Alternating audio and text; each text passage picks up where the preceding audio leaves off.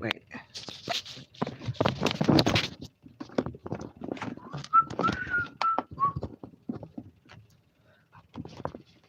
I'll be right back.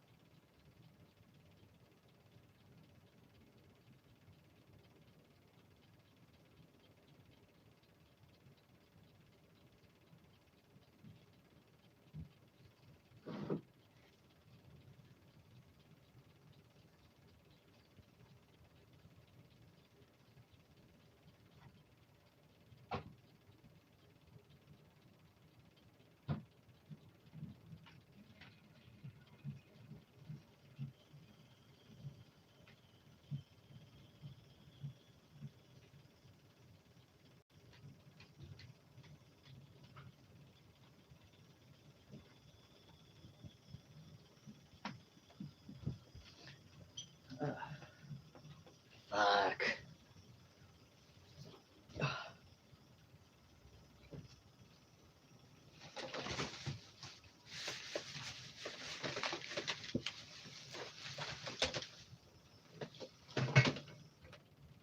Don't ask me to explain my weird ass body, but for some reason. Oh, I missed this part. Oh my gosh.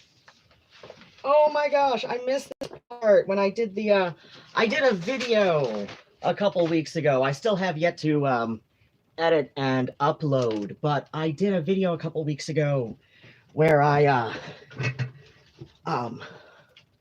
opened up a recent mailbag and a couple of shopping bags from the local metaphysical shops, which included the 2022 Dame Darcy calendar.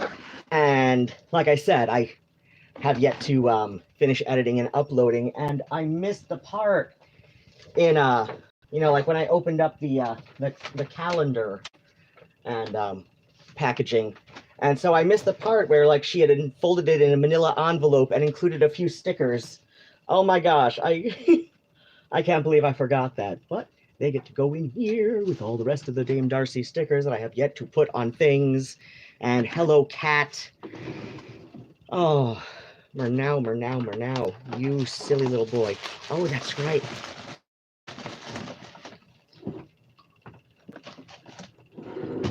I was going to bring out the new I've got a candle now too. Ooh, I found it at Michael's for $2 because it was on excuse me, on Halloween clearance. And let's close all this shit and open up this shit, and I'll go run and grab the candle while that's loading up. And I get to throw this thing away. And yay. So, before we start the show, late as always, because that's my gimmick, I guess. I was a halfway responsible adult today. And I say halfway for a number of reasons. Now, I would have been a completely responsible adult if not for a couple of things. So first off, I got up a little bit later than I had expected to. Well, I went out dancing last night, which is good and fun and is kind of a mental health expense. Oh, this is the thing that I got. It's now it says color changing, and look at this. Okay, let me do that. And the color, I don't know, it just like reacts with light somehow. I need to look up and see how this works, right? So there's our little bat mascot of sorts. I don't want to try and balance this on a stack of ink pots, but there's this thing here, which is almost as large as the thing, and I'm like right here, so yeah, I got up early, a little on the early side. Yeah, I went out dancing last night. I got home in time, to feed the cats, have what passes for an after Necto dinner around here anyway, and I got up a little bit on the early side, but not as early as I would have needed to for an appointment with my psychiatrist, which has to be in person because of old psychiatrist and all of the wacky hijinks that happened with that. Basically, Paxil, it could have killed me. I was chronically dehydrated for about a year. I got to a point where, no, that's a thing. That's a thing. That is, no, these are all things identifying what's in the drawers. I don't know why so that goes there. I don't know why I put that up on top, but, and yeah, there was, some kind of, my show from sometime in October. I was communicating with y'all in chat via sticky notes because it hurt to speak. It hurt to speak. I could not sing. I then told now former psychiatrist that, at the next appointment, the following Monday, I believe, that this was no longer acceptable, that one way or another, I was going off Paxil, and if he did not think this was a good idea, I would file an ethics violation. Well, I'm filing one anyway because I was chronically dehydrated, and no matter how many times I complained about the side effects, his response was, well, you seem to be doing really good on the Paxil, so if you're still feeling depressed, let's just try and up your dose. And new psychiatrist, when I first talked to her last month, she said that's not how antidepressants work, that, that's just not how they work, right? It's...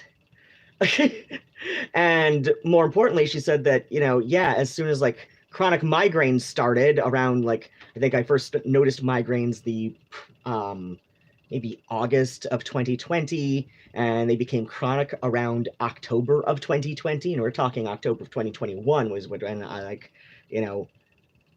made him stop being my psychiatrist. And, but yeah, so back to today. So yeah, on the good side, I showed up kind of early. I ended up calling a Lyft driver to get there on time for a 3 o'clock appointment. And what ended up happening was, so yeah, like I said, I ended up calling a Lyft driver because I missed the last bus that would have gotten me there by 3 o'clock. But what ended up happening was the appointment is next week. And the reason I got mixed up there is because first, there was, yesterday I was seeing my therapist, which was a phone appointment, because there's like, they're just like taking a precautionary thing with the Omicron wave in Michigan right now.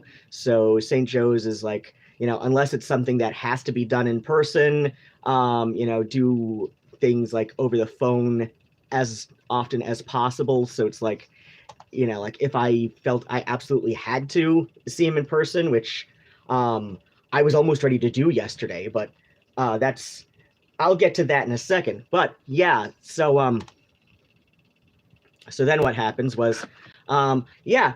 So like I said, like I was looking at the appointment schedule, like yesterday before he called, and then Sunday, you know, before yesterday, like, and so then I saw like right underneath, and it said Tuesday, but it said Tuesday the 17th, and my mind just goes from Monday, Tuesday, right? So I thought today was the appointment with the psychiatrist, and so I discovered maybe 5 minutes after I'd been checked in and everything that the appointment is next week. So then what goes there? Then how does it go? Oh yeah. So why I thought I needed to see my psychiatrist perhaps yesterday in person. Oh my gosh, there was a you know what? I'll get to that after I do the intro and all of that. So okay, and I'll get to the chat in a bit. Okay, turn on the mic, turn on record, turn on broadcast. Broadcast is yellow. Broadcast is yellow. Broadcast is green. We are listening to WFKU. This is DJ Spookypants here with his 3-hour radio show, as I am now calling it on YouTube, because it just, I don't know, when I go to do the thing for the half-ass simulcast on YouTube, it gives me up to 60 characters, but if I go and I did it on like the browser or something, like either like from the tablet or from the laptop, which is a piece of crap, but it's a usable piece of crap. I can use it for what I currently need to use it for. So then where was I going with this? Right. So yeah, excuse me. But yeah, if I were going to start it up from the browser, or if I were to go into the YouTube Studio app, it would give me up to 100 characters. And basically I got tired of like going back later to edit the name. So it's like, whatever, DJ Spookypants 3-hour radio show. It works, whatever. That this is like the relatively official name from now here. And I was saying something right. Okay. So, just because I am, hey, not even a full 15 minutes behind this week. And I just pulled up the first thing that sounded really good. Here's a Bebop Deluxe for y'all tonight.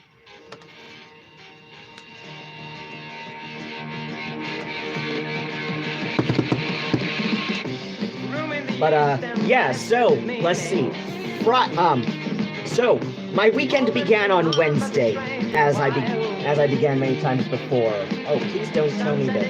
Okay. Oh wow, this is solid metal, because this is rust. This is not like plastic corroding, which is what happened to the last one where I didn't trust it afterward.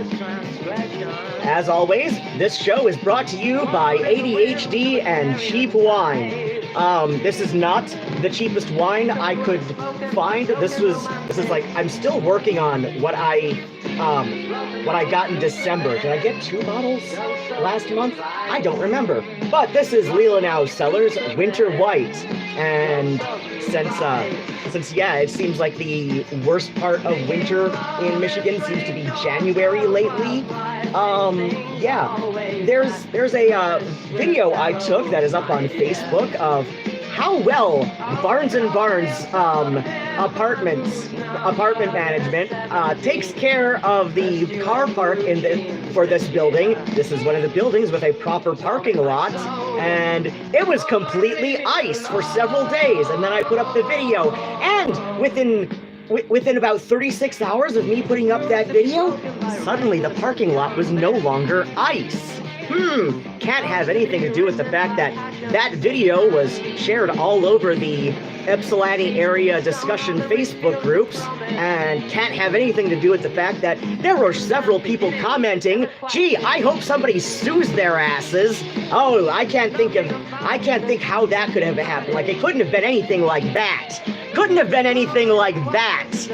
And I gotta say, because this is gonna be a highlight reel, Bobby Barnes, if you're watching, I wish to tell you this, and your face smells like and your butt smells twice as worse, and you picked the wrong gay-ass cripple to fuck around with.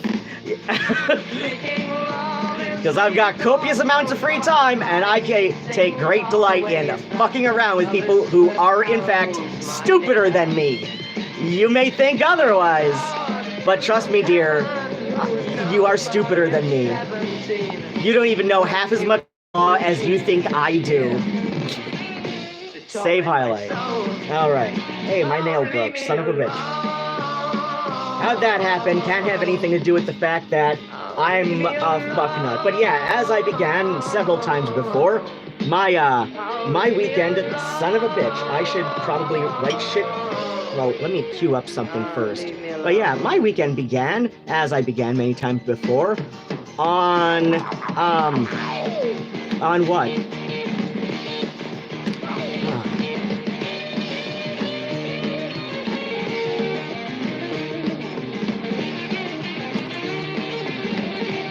My weekend began on Wednesday. Yes, just this past Wednesday. And you might be asking yourself, how the hell does that happen? Well, I'll get to that in a second, won't I? Oh, wait. Oh, shit, that's right. I moved a bunch of the pens out to the front room. I do still have a ballpoint here right now. I moved shit out to the front room because I was doing cards for my niece.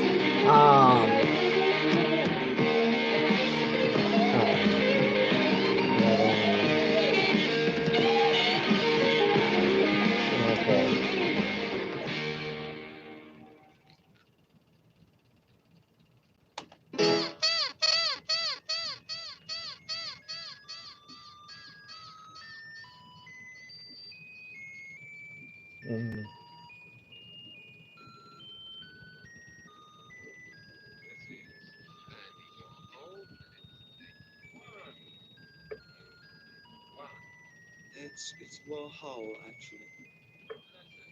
Whole. Whole.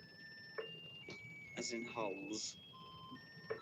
Okay, so yeah, my weekend began on Wednesday, as I began many times before.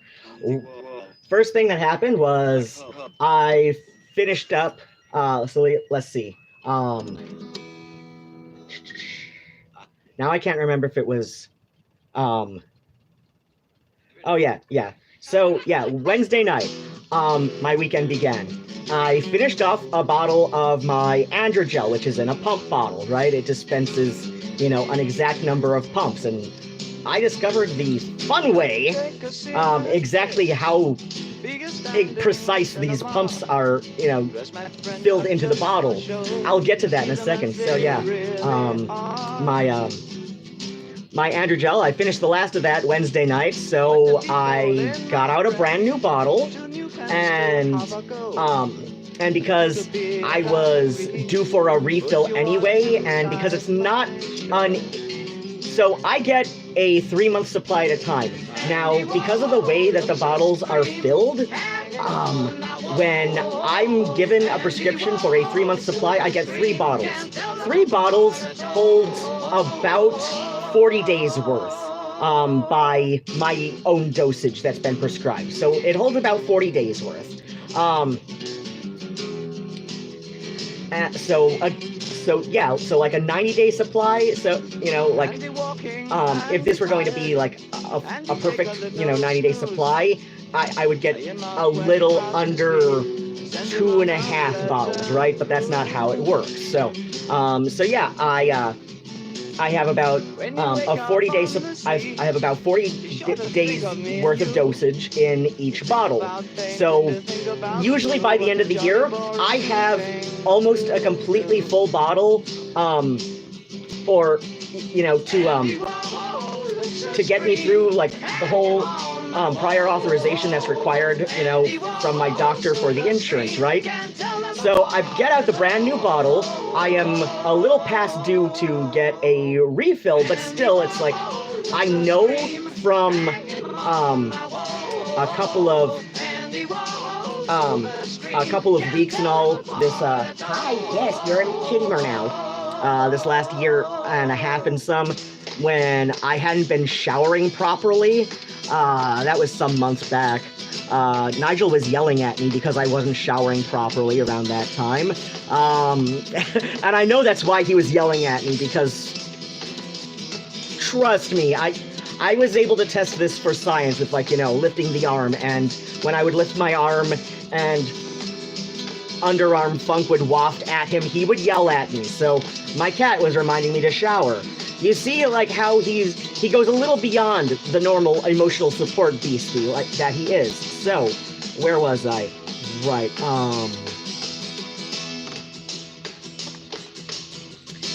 so yeah, like I said, I got out a brand new bottle on Wednesday night, and I placed an order with my doctor's office to get me a new 90-day refill for it. So now what happened, and I expected that Thursday I would be able to go pick it up.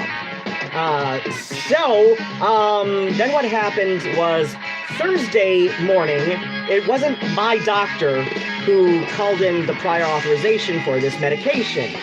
It was the on-call doctor.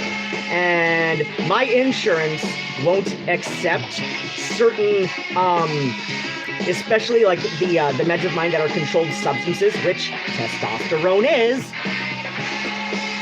Fun fact to trans people on the internet, who I swear I have seen them insist otherwise, testosterone is an anabolic steroid. So this is a controlled substance, and no amount of screaming on LiveJournal for the longest time, and now Facebook, I still see it periodically, people insisting, oh, testosterone isn't a controlled substance. I'm like, yes, the fuck it is. But okay, whatever. So yeah, because so I've got a number of medications where like only my GP or my psychiatrist can call in the refills. Like the on-call for those clinics are not allowed to do it, or my insurance won't approve it. You know, like Medicare and Medicaid. So like, you know, it won't get approved. So what happened was the on-call called in this prescription on Thursday, and I thought, okay, no big deal, I've got a full-ass bottle at home. But I did not. So this was a brand new bottle that had not even a full 2 pumps in it. So I didn't even get like my full dose that night, because I usually shower at night because it's better for my circadian rhythms. So yeah, like I didn't even get my full 2 pumps that night, and now I'm starting to freak out, and so like a request from Walgreens was put in Thursday when I went to go pick it up, and found out that I couldn't because prior authorization was required from my GP, not the on-call. So, hold on. You know, I'm gonna play this one again because I want to sing along. Here we go around the bend, without end again. In fact, my voice is raw a little bit from my fun-ass weekend. So yeah, because the request for my GP to put in the prior authorization wasn't made until Thursday evening. This meant like Friday morning, but my doctor for some reason was not available Friday morning, and she was not available again until like Monday. And I'm sitting there like, I am at Walgreens, like pretty much like Friday and Saturday. I was too exhausted on Sunday because my body had no more hormone in it. And I knew that was why, because like I said, there'd been a couple weeks this last year and some when I had not been showering regularly due to, it turns out that closing somebody in their home for a year and a half or 2 years now can cause major depression. So yeah, that was fun.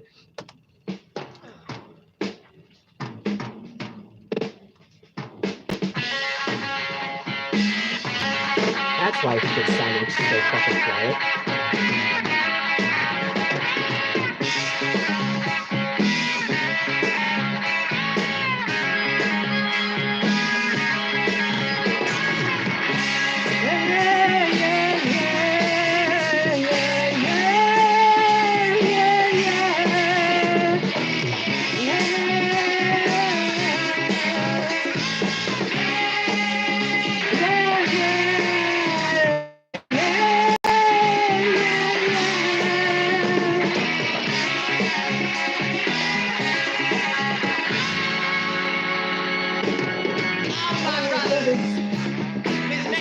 I do, not the way I want, no, certain as you,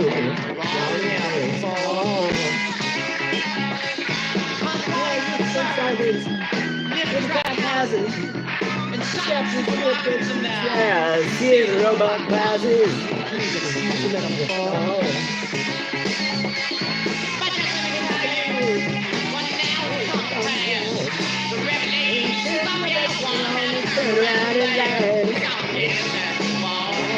Ain't nothing to it all. Here we go around the bend. Ooh, without it,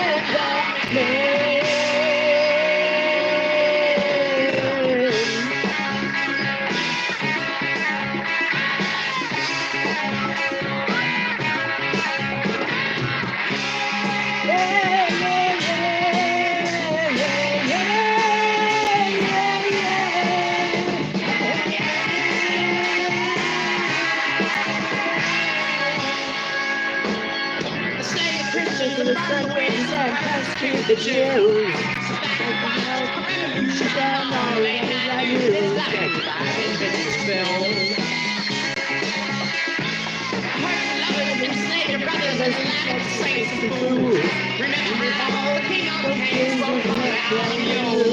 If you don't get to see,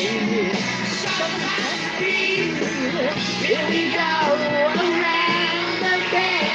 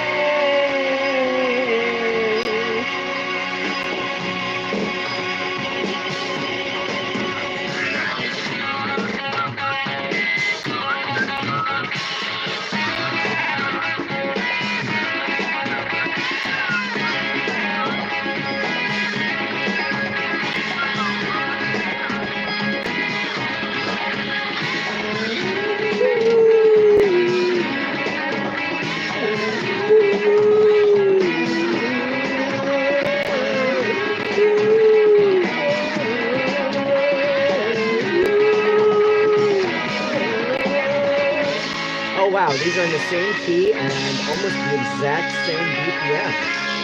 Neat. I'm getting good at this. But yeah, as I was saying, so yeah, like I had the weekend without any hormone in my body, and so like Monday, I got up way earlier than I'm used to. I got up earlier than I'm used to, in part because my sleep has been fucking bonkers since Friday night, and in part because that's how stressed out I was about getting my HRT script refilled. So yeah, I got that. I ended up fucking yelling at people at the so since my Medicare is also associated with an HMO, which I really kind of hate. That makes things so much more difficult. It really does. It really fucking does. It makes things so much more less efficient. So yeah, because of that, I ended up fucking yelling at people on the HMO's end, just trying to find out, like, okay, I got it confirmed that yes, my primary, I got that confirmed from her office, that she was the one who called in the refill, right? So I got that confirmed, but like I said, I ended up yelling at people at the, you know, semi-subsidized HMO Medicare, right? This was fucking signed up for me, because as best as I can tell, they like put a bunch of people's names into a hat, and if your name gets drawn, you do not get like straight up state Medicare, you know, which is technically federally funded, because, you know, we're talking about the United States here. So yeah, we're not talking like individual states, you know, like, so like I said, as best as I can tell, your name gets put into a hat, and if your name gets drawn, you have to have like an HMO associated Medicare plan, so which is like semi-subsidized from government monies, but at the same time, the HMOs get a fucking tax break for taking on X number of Medicare patients a year. So yeah, like tell me that this is not designed to only help the very rich, right? Tell me that this is not designed that way, because like I said, it is so much less fucking efficient this way, and it makes everything so much more difficult when it doesn't fucking need to be. But where was I going with this? Fuck if I know anymore. Yeah, this is just the one I'm gonna play. It's been a while since I've heard this Jerk album, so this is not Jerk. This is If We Go.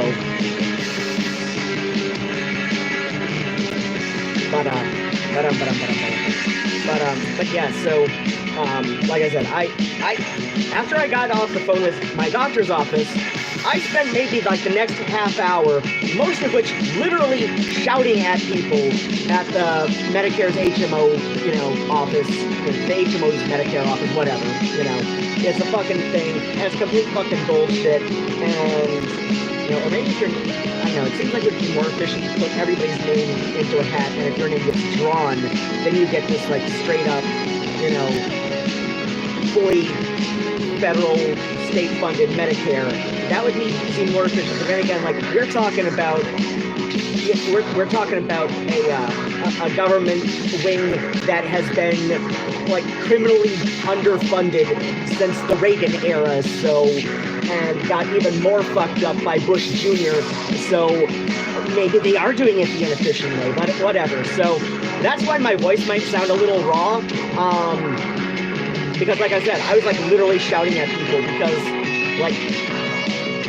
because after about like the second day without my HRT, that seems to like override the that seems to override like some of the, you know, preferred effects of my ADHD meds. So it's like emotional regulation becomes so much less difficult for me if I do not have a steady, you know, hormone supply in my body. And this is probably true for most people who are on HRT for a variety of reasons, like, you know, regardless of what your HRT is, right? Because there are some menopausal women, or postmenopausal, I guess, who do get prescribed a very, very low dose of androgel, just, you know, in part just because, I know it's often prescribed for women who complain that their sex drive has just, like, dried up completely since menopause. At least that's what that's what the internet suggests to me. That's what, like, you know, browsing forums on the internet suggest to me anyway. But, you know, like they're getting, like, a much lower dose than what I'm even getting, right? They're getting a much lower dose than what I get for that, and so yeah, like I said, but yeah, I'm sure, like, you know, regardless of, you know, what your HRT is and why you're taking it, if you've got ADHD or you're another neurodivergent person, I know emotional dysregulation is also really common with the bipolar schizoaffective spectrum. I know, I'm not going to say I know a little bit less about the autism spectrum because my younger sister wasn't formally diagnosed, but she literally had, like, all the fucking signs for it, right? It's just, you know, she adapted, you know, socially in a lot of ways that women who fly under the radar for an autism diagnosis will, with like various social masking things. But yeah, like I think that was ultimately like her biggest issue. God damn, all three of my dad's kids were somehow neurodivergent. Because my sister who died last year, the mother of little niece, she was schizoaffective, right? I know my younger sister was diagnosed that way when she was younger, but I don't.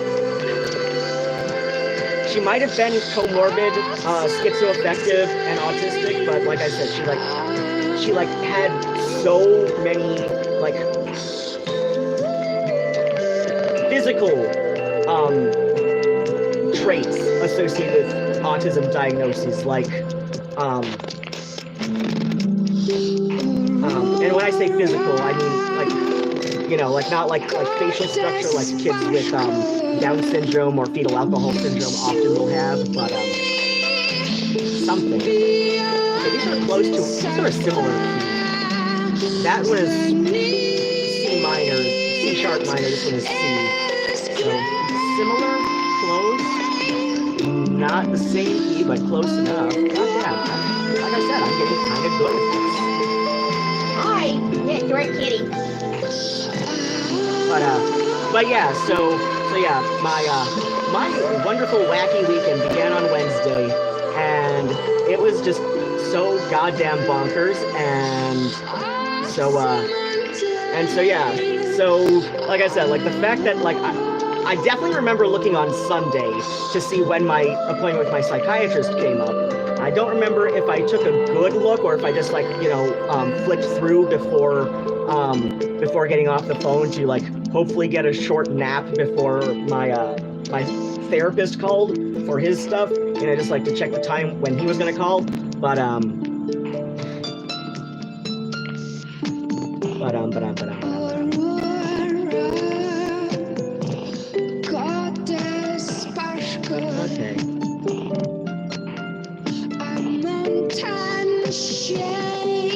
Oh, you know what's gonna go? What would go even better after this one?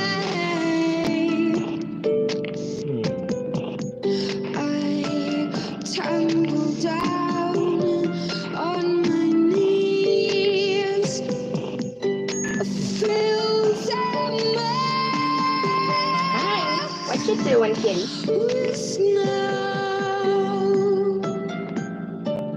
So, okay, now I'm gonna take a quick look around at what chat is talking about. Okay. Valerie says I'm glorious. Thank you! I'm, and then asked if I've, no, I haven't properly moved into the new apartment just yet. Does what? Oh, the candle. I'm assuming you're asking about the candle by asking does it smell. Allegedly it does have a scent, but no, actually it does not claim to have a scent. I was gonna say, what is that?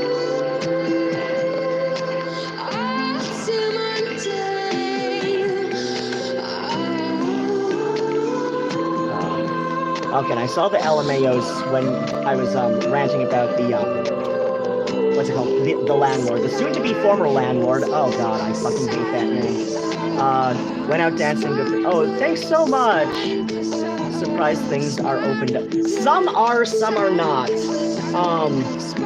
In fact, there are some places in the area that literally have not recovered because either they couldn't open up in time to keep the rent paid, or they just never got business again after they reopened.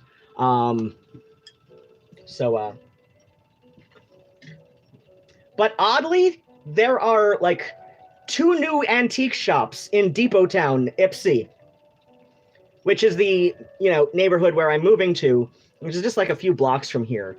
Yeah, I did look up. That is technically considered the Depot Town neighborhood at that point, which I thought like, wait, no, Depot Town is the other side of the river. But I guess it depends on the neighborhood map you're looking at. It's one of those things where I never really... It's just one of those things, right? Where, You ask 5 different people, you get at least 4 different answers. Your name shivering to rearrange all these thoughts in a moment is suicide. Come to a strange place, we'll talk over old times we never spoke.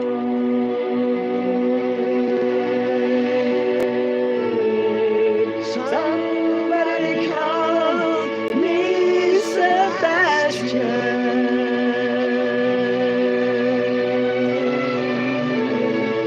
Somebody call me Sebastian. Murnau, don't be a dick. Murnau. Toss me the dime, lay me around. I'm just annoying him with a tie-dye t-shirt because he's bugging the shit out of Phoebe. No, don't be a dick. Be a dude. Whoosh. Murnau, stop being a dick. Yes, you, little noodle. Come here, leave her alone. Your Thank you. eyes sparkle. Oh my gosh. Your lips, ruby blue.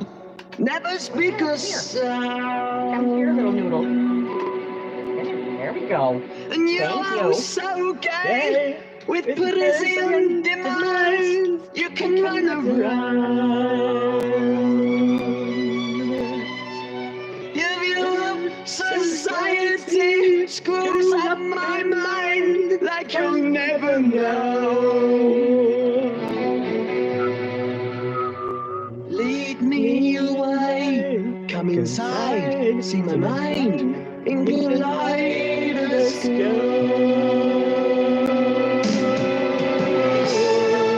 Somebody call me Sebastian. God damn it, Murnau. Leave her alone. Me Sebastian.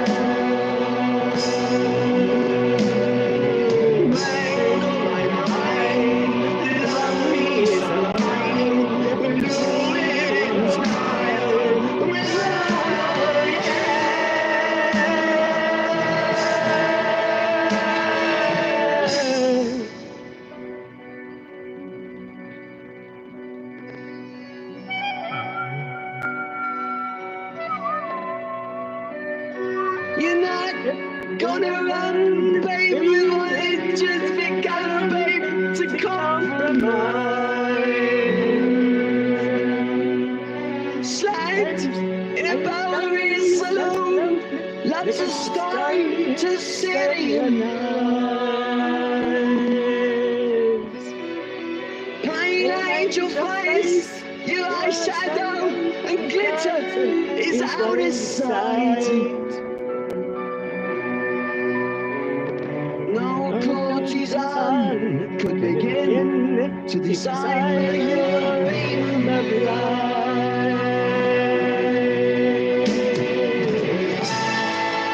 Somebody call me Sebastian.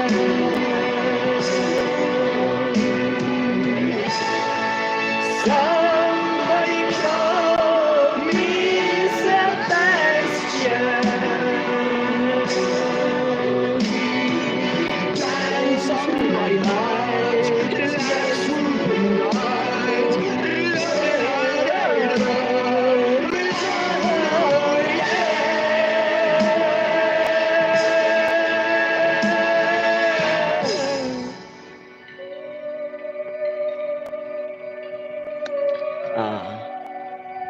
Valerie asks, why were you depressed? Oh, yeah, I said that's, yeah, because it's been on lockdown and everybody's being reminded that, you know, if you want to be the responsible adult and, you know, control the spread until things, you know, are able to get under control, you know, like, stay home as much as necessary. Like I said, since Necto reopened in this last July of 2021, I've been going as often as I can. Last week, Nigel decided to take over my lap before last bus. And so I was just like, well, you know, with all the moving stress and everything, I guess Nigel needs me because he knows something's up. But he has to know something's up. Whether how much they know is up is probably not much. Like, definitely the other two. Nigel has a really uncanny understanding of English. Like, he is freaky smart. So the fact that he's also enormous, he's an intimidating cat. He's an intimidating cat to live with, right? Yeah, kind of. You know, anyway, kind of intimidating to live with. At least, I don't know, I think most people would be, but at this point, I'm used to him, so I'm just like, I guess it's fucking weird, right? But yeah, like I said prior, that the depression is because of the whole, like, COVID, you know, lockdown, semi-reopened state, you know, it's not been good for many people's mental health. And a lot of surveys have come out and, you know, with like some kind of peer review and have acknowledged this, that people's mental health is down the shitter. Oh, gee, I wonder why the fuck.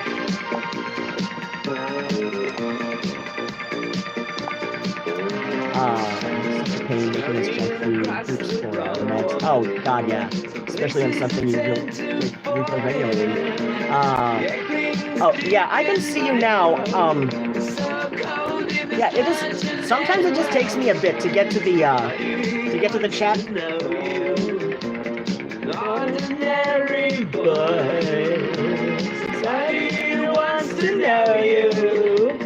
Standing all the right well. Here I am, European sun. Sometimes a passenger, European sun.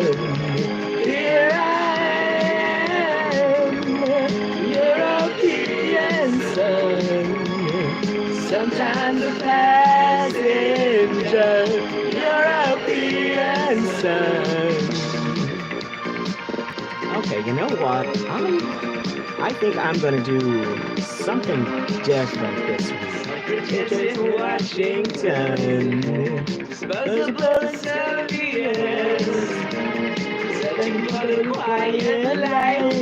There's no love in this luncheon network. Somebody wants to know you, an ordinary boy.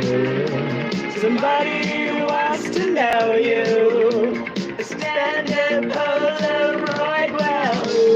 Here I am, European sun. Sometimes a passenger, European sun.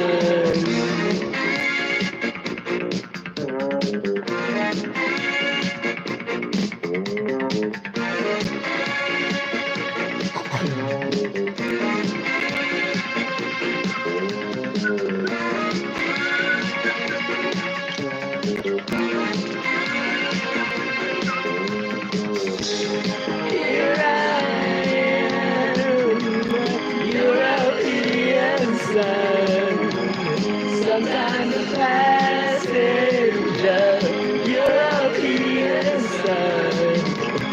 Here I am, European sun. Sometimes a passenger, European sun. European sun, European sun. European sun, European sun. Nobody wants to know you. European sun, ordinary boy.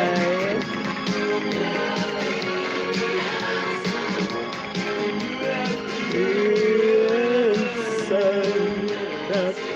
sun. You are listening to Spookypants here with his 3-hour radio show. And And this is around the time where I back announce. If you are new here, I back announce approximately every 7 songs. Sometimes it's not a perfect 7, as some of you may have noticed, but I do it officially every 7 songs. Why? My show, my rules. As to other things, hopefully you are listening on WFKU.org, either on the website, through the browser player, or on the app. If you are watching, if you are listening via the YouTube half-ass simulcast, I urge you, please, I assure you, there's been station chat about streamlining this kind of process for those of us DJs who do this kind of thing. Most of them do it on Twitch. I don't know, like, I started my audience on YouTube with, vlogging and shit. So when I decided to do the half-ass simulcast of my radio show, it just made sense to have it on YouTube. I know there's stuff that will like simulcast YouTube and Twitch at the same time. Unfortunately, my current laptop is kind of a piece of shit, and I have tried to get that software to do its thing. I cannot get it to do its thing. One of these days I should rectify this. But anyway, as I began many times before, one of these days this will be streamlined for those of us DJs who also stream via such a service. But for now, I urge you, as do others, to at least go to WFKU.org and open up a background tab from your browser, or if you're on a mobile device, open up the app on your Android or iPhone device, and it's a very small, at least the Android version is a pretty small app, whatever. I don't know. I'm old. I use the terms programs and apps interchangeably, though. I think, like, I know a lot of younger people prefer to just say app, and I don't know. Like, are there people who differentiate between a program and an app? I don't know why they would. Like, it's based, I don't know. Whatever. Oh, wait, no, there was that episode of Regular Show where he said, yeah, like, I don't know. But whatever. Anyway, so yeah, like, it's a very small app on your mobile device. At least the Android one is. I can't say one way or the other about the iPhone version because I've never had one. Okay, but yeah, if the audio between the radio station servers and whatever, the YouTube simulcast stream are not synced, because I know there's a delay on each of them. I forget how many seconds. It's only a few seconds, but still, like, there's a relatively minor delay. If the delays are not synced, just mute the station tab or station app. You can mute it and it'll still be playing. It'll still show as playing. And why do I say this? I say this because, might as well get this out of the way, because of advertisers. We do get advertisers. If you are doing some kind of event or project or whatever, be it an online event or an in-person one, if you're able to do that, and you are and you think you might benefit from advertisement on WFKU, either through our website or the mobile apps, feel free to go to WFKU.org. The menu is very intuitive, because I'm not going to give you the full URL. I don't even remember it myself. I think it's like /ads, but don't take my word for it. I only check the website maybe like once a month, if that, and I've got shit working memory because this show is powered by ADHD and wine. This week is Ionawr Cellars. They do not sponsor me or endorse me in any way. In fact, if I were working at Ionawr Cellars, I would be embarrassed if someone like me were openly drinking their wines on a show like this. But then again, I'm also thinking that, if you're working for Ionawr Cellars, you're probably nothing like me. So yeah, like, I don't know, like, if people at Ionawr Cellars hire people similar enough to myself, I would be overjoyed by that free advertisement, and I'd see what strings I could pull to give that weirdo some money, or at least a free bottle of wine every month. But yeah. So where was I going with this? Right. Yeah, if you think your project might benefit from being advertised on WFKU, go to WFKU.org, follow the very intuitive site menu, and check out our ad rates. The basic ad rates are based around banner ads that do the little rotational thing that they do on sites and apps and shit like that, kind of like Google AdSense stuff, but it's a totally independent station, so we don't really do that. We pretty much just get it like straight to the little coding, right? That this is like homegrown independent advertising that we're doing here, right? We could make more money this way, doing other things for this, but we're just like, but then we'd have to like suck corporate dick, and I suck a lot of dicks. I get more offers to suck dick than I care to take. For some reason, this last year and a half on Grindr, I've been hella popular. There's a reason I have a love-hate relationship with Grindr that is on again, off again. Whether I'm on again because I love it or hate it is anybody's guess, but I have an on again, off again relationship with Grindr. In this last year and a half, I have been like far more popular than I ever thought I could be, and my only guess is complete desperation, but whatever. Anyway, I suck a lot of dicks, but I don't like to suck corporate dicks. So what do? I get paid a commission based on ad referrals. And that's another thing. Like, tell them DJ Spookypants sent you to like go and give us your delicious monies to promote your project, be it an event, be it an album, be it a YouTube station, be it just like an Instagram for your cat. Fuck if I get, like, we don't care all that much. Like, we're not especially picky about the ads we do get, right? Like, we're not especially picky about like what kind of projects we will or won't like put on here. But yeah, we prefer like other independent artists and promoters and independent organizers and stuff and all that, right? So yeah, like, I don't know, if it's your Instagram for your cat, we're assuming that you're fairly independent in doing this. I can't think of anybody who'd want to pay me to take pictures of my cat. Actually, no, the internet is full of weird people. I'm sure I'd find some eventually, but whatever.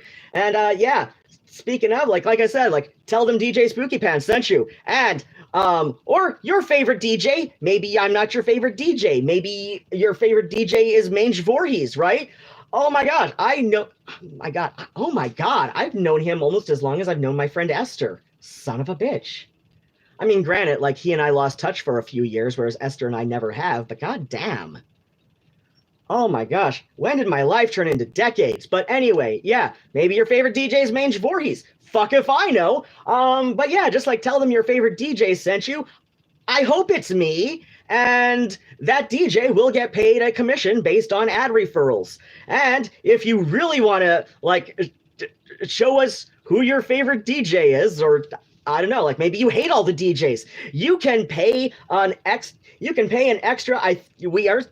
Last I checked anyway, we do still offer to have ad copy read on the air during live shows, which for most of us end up getting uploaded to Mixcloud afterward. In my case, that's a toss-up. I have a few weeks worth of stuff that needs to be uploaded to Mixcloud. I'm now debating the appropriateness of uploading all my shit to Mixcloud from like this last 4 weeks, because that was Christmas. And, like, as Gene Belcher said, Christmas music season is only 30 days a year. And I was so disappointed to realize that Percy McTinselbud's Tinsel Machine was not a real record. I was so saddened to realize that, because that is like totally the kind of thing I would play on my show. That's another one of those things that has me convinced that, I mean, it's kind of an open secret, but it kind of has me convinced that that not only are the it's kind of an open secret on the Bob's Burgers Reddit, the Bob's Burgers subreddit, that there's a number of people on the writing and cast from Bob's Burgers who will at least regularly read that sub. And I'm pretty sure that they not only read the sub, but that they read a lot of that, like, you know, they'll like find some of their favorite comments, you know, whether it's an especially highly voted comment or not is anybody's guess. Like, they stay pretty, you know, they stay pretty low key about being on the staff, right? But yeah, like they'll like follow like whatever, they'll like go to like whatever weirdo's profile or and whatnot, and look at like what the hell this weirdo who loves the show is into, because oh my god, like okay, like we know that Gene likes weird music, but the whole thing with his Christmas DJ thing, that, I mean, it's not so far-fetched that I'm absolutely convinced, but I'm just like, oh my god, has like somebody like tuned in either last year or the year before, because it takes about 18 months for an episode to for an animated episode to go from storyboard to finished, right? That takes approximately 18 months. So it would have had to be, because I think I skipped last year, as in like 2020, for my radio show. I think I was just like way too depressed in December of 2020. So yeah, like I'm thinking, because the timeline would add up right if they listened to my show in 2019. The timeline would have added up right if anybody like even tuned in 1 week during my show in 2019. Or I think that year I might have actually uploaded something to Mixcloud, or maybe it was the year before and they just went to my Mixcloud and listened to I don't know. Like the fact that Gene Belcher like has some of his like, you know, like has these favorite novelty Christmas songs that are just like so bonkers. I'm just like, this is somebody who either looked me up, who either like followed my comments on Reddit back to like my personal like Reddit profile and thus other things that I do, you know, because that's like, you know, on my link tree on Reddit, or at least before I had a link tree, which was like, I want to say very early in 2021. I don't know. It's like they followed like from my profile on Reddit to like see other shit that I do, because that is like, I don't know, like that episode just struck me as so something that I would have gotten really, really into, like the whole thing there. But you know, it's also like not so far out there that they don't know other people like this or come across other people like that on the internet. But yeah, where was I going with this? Right, yes, you can have your favorite DJ prostrate ourselves for the almighty $1, and we will read live ad copy if you wish to pay extra for your ad space. So yeah, that whole complete nonsense segue that I did. Holy shit, have I really been on the air for... Goddamn, my show's been going 45 minutes. What the shit? Okay, right. I have been on the air that long. I don't know how the hell I don't know how long that sidetrack was, but whatever. Anyway, as I briefly mentioned to the half-ass simulcast... Oh, wait. Oh, right, I was going to back announce. So, right. Goddamn, I didn't do that yet, did I? Okay, we started the night's show off with Bebop Deluxe and Love is Swift Arrows, followed by David Bowie and Andy Warhol. Moment of silence. Followed up David Bowie with Jabriath and World Without End, then Ipu Do doing German Road, which is... It's definitely an arrangement of a couple of Neu songs that I know, which I don't think are currently on my external. I think those are still on my OneDrive. But followed up Ipu Do with Björk and Aurora. Then we had Cockney Rebel and Sebastian, and Japan with European Sun. Now, I thought this week, why not do some kind of theme, right? So I was thinking, since my show is on Tuesday, and this is the second Tuesday of the month, I'm thinking I might try and revisit something that I tried to make a thing, but it lasted like maybe 2 shows in a row. But let's see how much longer I can make this one last. So I'm going to follow up the previous block. So like whatever band or artist, you know, ended the previous block, I'm going to follow that up. I'm going to follow up the next block. So the next block is going to begin with a song by either the same band / solo artist or, you know, a very obviously related band or solo artist. So in this case, last song of the previous block was Japan, as in the band, right? So I'm following up this block. This is going to begin with something from one of Mick Karn's solo albums, and this one features David Sylvian on vocals. And if those names do not ring a bell, my God, you are deprived. You are a fucking child. First off, if you're that young, why are you listening to my show? Not saying that this is a bad thing, but just saying, like, how did you find this? Like, you've got great taste in music, kid. Secondly, get your ass to Wikipedia, look up Japan parentheses band, and David Sylvian, Mick Karn. They are members of the band. I don't know. I don't know why I told you to just go to Wikipedia when I was just going to tell you, I guess, but whatever. It's a thing. It's a thing. Like, go look them up. They're fucking amazing. Like, Japan single-handedly changed my opinion of synth-based music. I'll put it that way. They single-handedly changed my opinion of synthesizer-based music, which I kind of spent a little, like, you know, like early noughts death rock dipshit period. Like, we were all dipshits in the early noughts on the old deathrock.com message board. Like I said, we were all dipshits and jackasses at the time. I have an uploaded video, one of my Get Ready With Me things from my bathroom, where and I think it was the thumbnail that I made, where I said, like, we were all jackasses then. We were all 20 and we were all little jackasses. But yeah, it was like something about like the death rock versus cybergoth, quote unquote, divide. But yeah, so yeah, I was admittedly a little death rock dipshit in the early noughts. Oh well, it happens, right? But yeah, Japan single-handedly managed to, I mean, I owe more credit to my friend Mark Terrace, who is the brother of Jeff Terrace, who I'm a little bit closer with. In fact, like, Jeff and his wife were personal references for the apartment application that I just got, signed the lease for, right? So, but yeah, like, his brother Mark, I come in, I don't even remember what the hell I first asked about.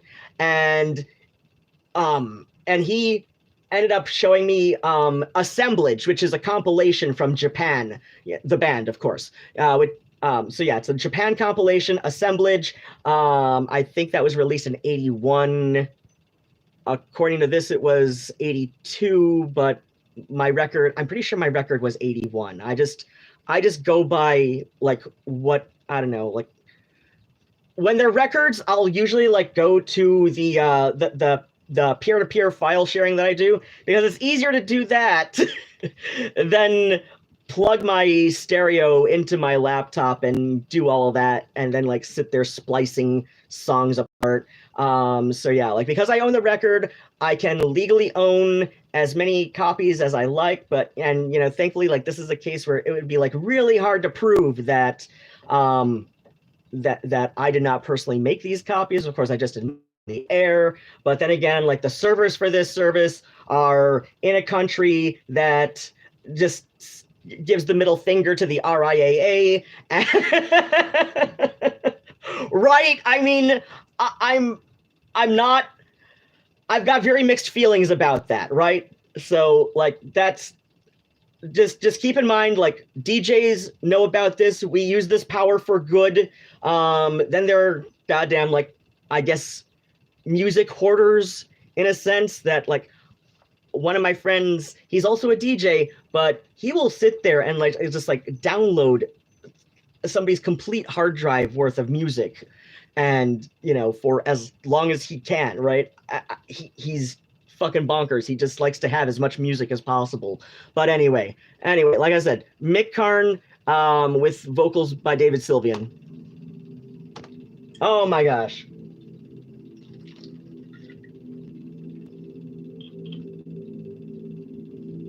I'll get to the chat in a second.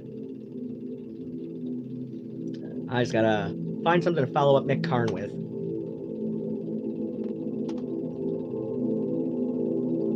Oh, you know what? I was thinking of Roxy music earlier tonight too. Oh, gotta adjust the volume.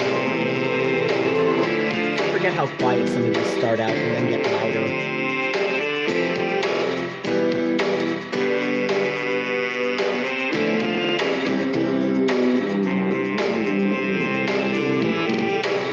I keep forgetting that some of these are WMAs, but I forget about that because they play fine in winning.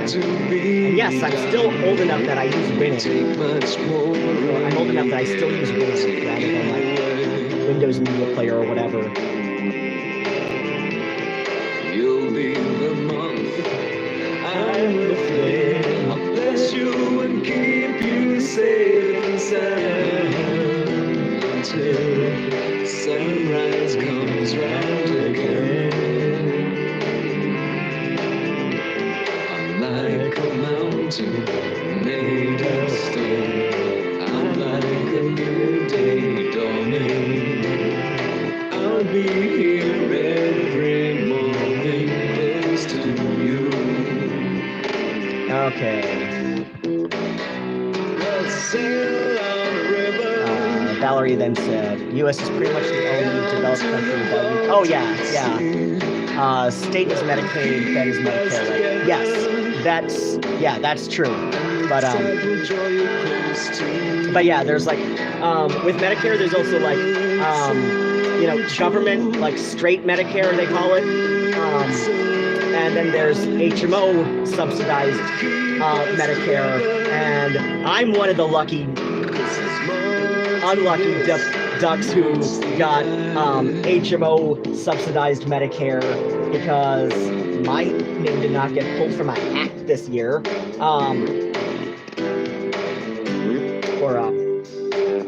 For the government funded Medicare. So yeah, it gets to be like even less. It gets to be so inefficient, and there's nothing I can do about it.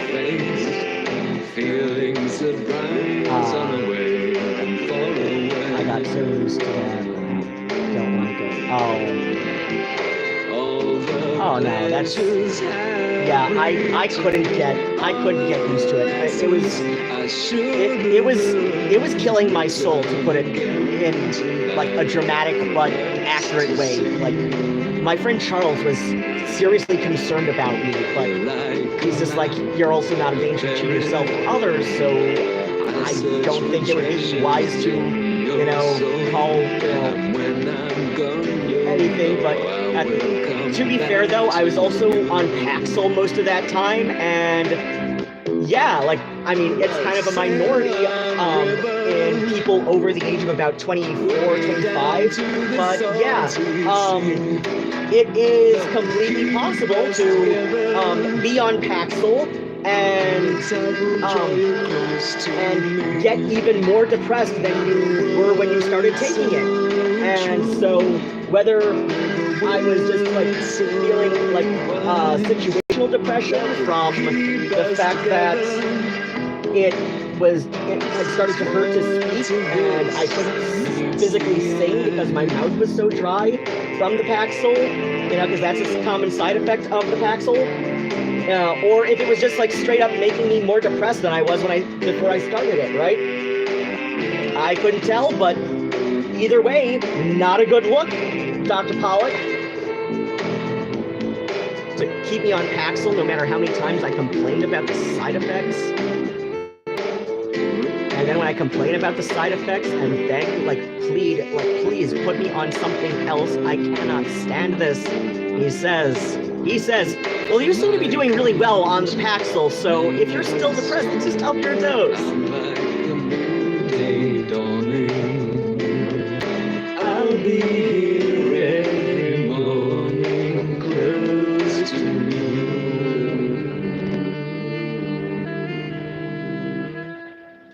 Oh, he's got such a pretty voice. And Siska's here. Says, hello, Rowan and all from Netherlands. Hello. do have such cute kids. Oh, thank you so much. Yeah, I take care of it for the most part. Last night I ended up using the blow dryer because, well, because of the, I had a really hectic weekend. I don't think you were on just yet, but yeah, basically I had to go get my HRT refilled. After 3 days without it, because that's, due to circumstances beyond my control. I thought I had some left, but it turned out that bottle was defective and didn't even have a full, like, 2 pumps worth, which is what I'm supposed to be taking. It's like, close to a pump and a half, but whatever. Anyway, so yeah, I ended up taking my shower off schedule yesterday, meaning that if I wanted to get to the club last night without frozen hair, I had to use my blow dryer, which I'm not one of those like completely anti-blow dryer people, but it's one of those things where I've noticed that my hair has been in better condition when I use it sparingly, so that's why I keep it. And so I am thinking of kind of just trading it in, I suppose, for an antique. Well, I've been up all night, getting party time wasting is too much fun. Then I step back thinking of life's inner meaning and my latest fling. It's the same old story, all of the glory is a pantomime. If you're looking for love in a looking glass world, it's pretty hard to find. Oh, mother of pearl, I wouldn't trade you for another girl.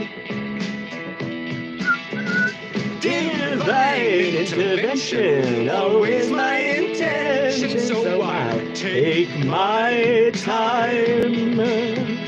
I've been looking for something I've always wanted but was never mine. But now I see that something just out of reach, glory, very holy grail.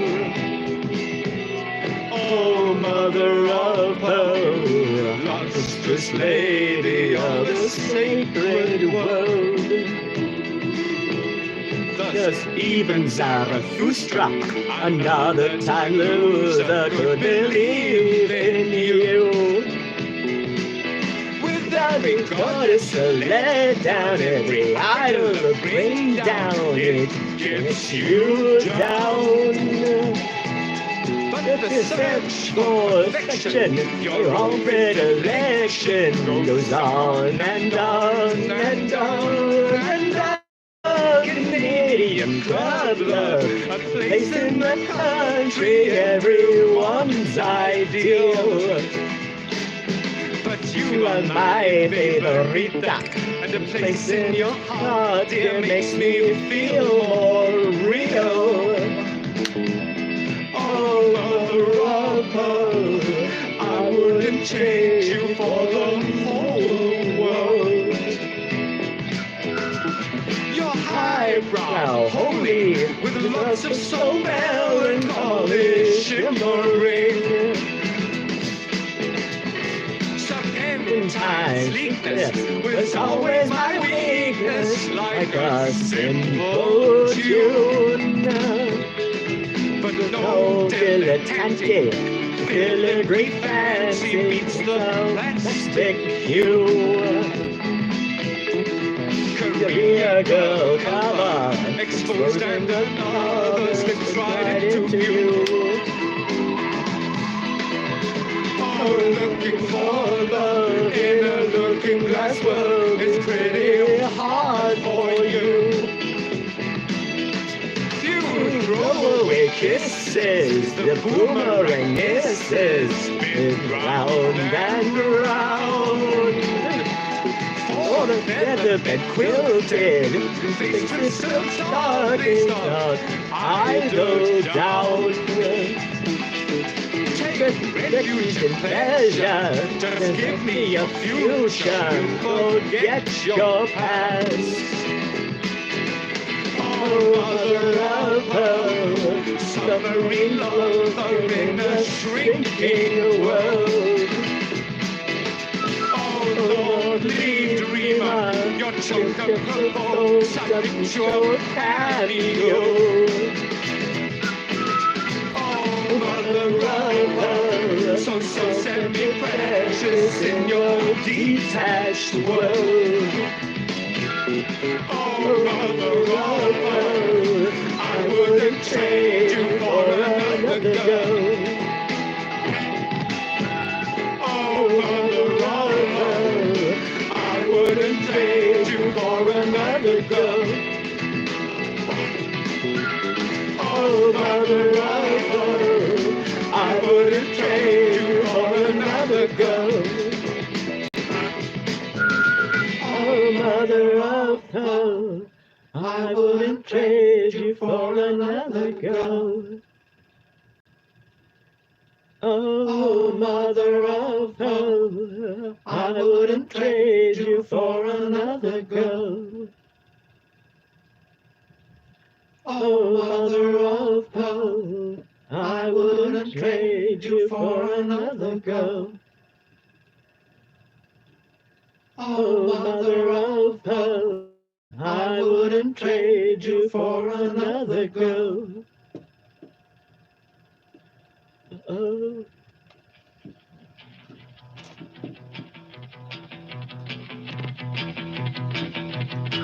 The paper was dismissed today, leaving him off and put him away. He tried to the right man, he just refused to do it again. For we were not amused at all to see a painting upon the wall, which really showed what fools will be to just got a pedigree.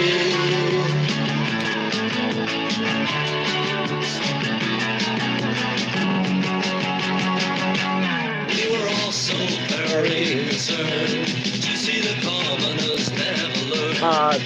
This is Black Sage. I forget what the Latin name for it is. Indeed, the blood was truly blue, but then with time, alas, we knew. Now we're all a little insane, and life can never be the same. Plus, I think there's a few different things that are referred to as Black Sage, and I'm not completely sure what this one is. I know mugwort sometimes is referred to as Black Sage.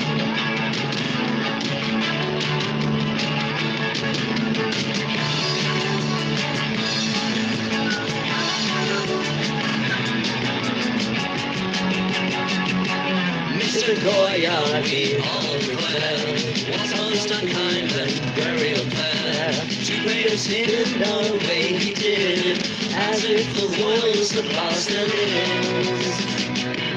Damn it, all the family pets were made to look a much safer bet, because we get a regal flu. Somebody always comes us smooth.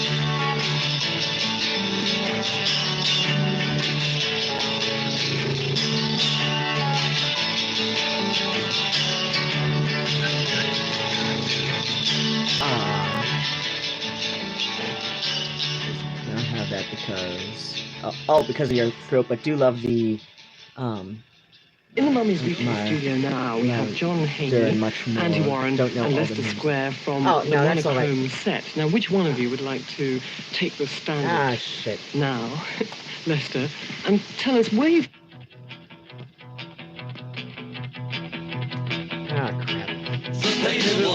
dismissed today.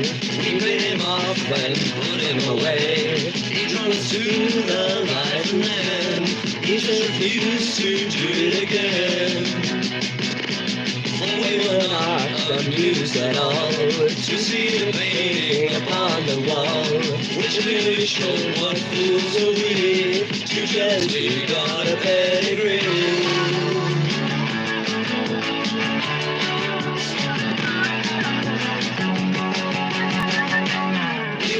So very concerned to see the commoners never learn that in the breeding could be blamed for the decline of the deeper brain.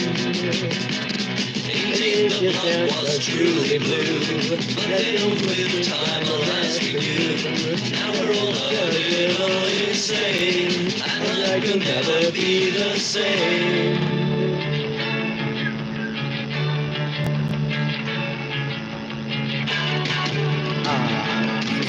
Coach is coming today helping me. Oh, that's good. And, oh, good morning, Megan. Gorda.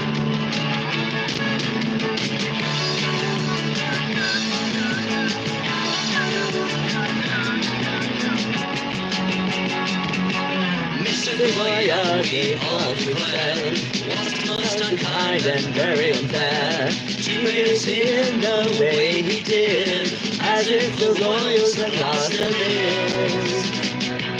Damn it, all the family pets, we're made to look a much safer bet, because we give a regal clue, somebody always comes so smooth.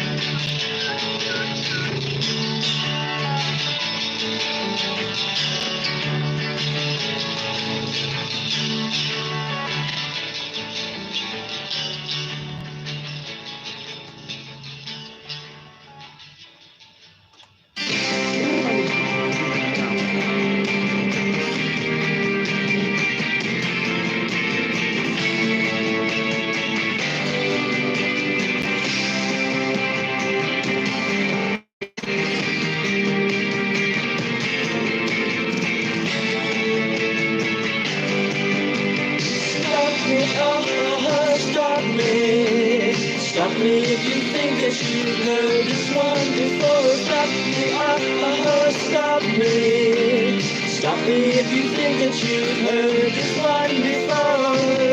Nothing's changed, I still love you, I still love you. Only slightly less than I used to, my love.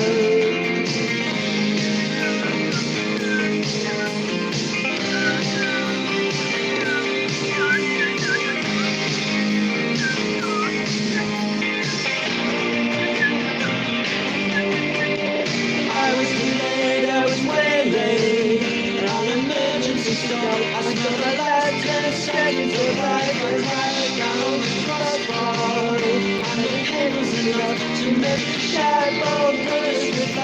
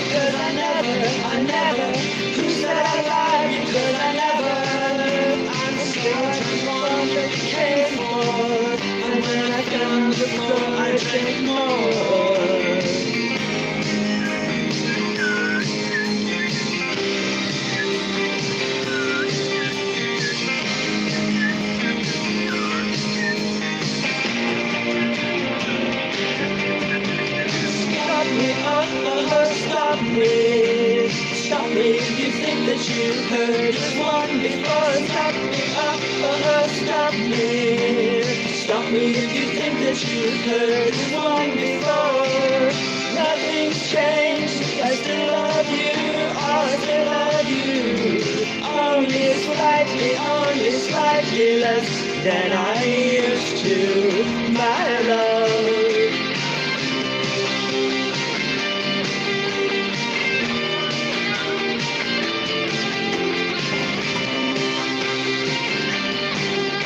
I love this new candle that I've got, which is like my, I don't know, I decided that this is like my new unofficial mascot for the show.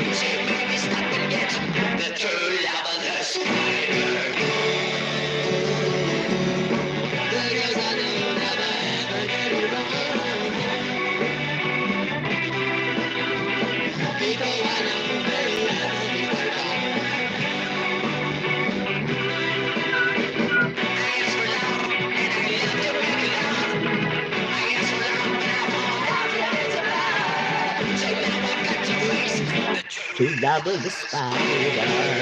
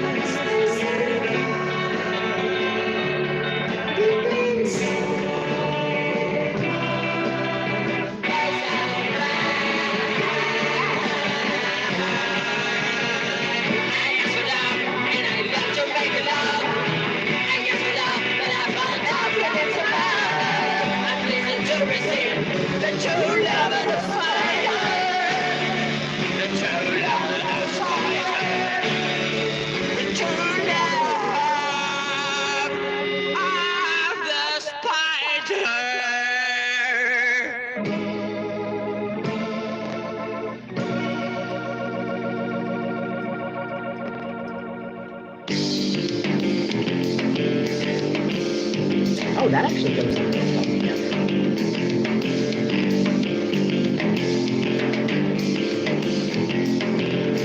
And again, it's PJ Harvey, you know?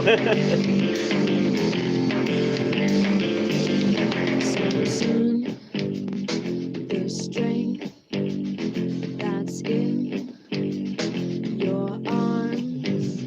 Oh, to be your stunning bride.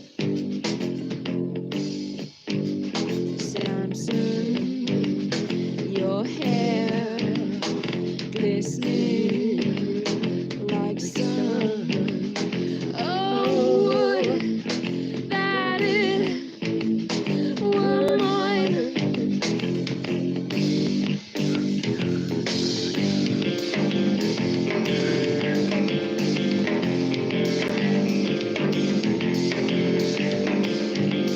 Samson, your hair that's in my hands, I'll keep it safe.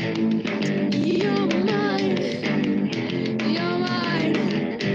He said, wait, said, wait. He loved me, he loved me. Said, wait, said, wait.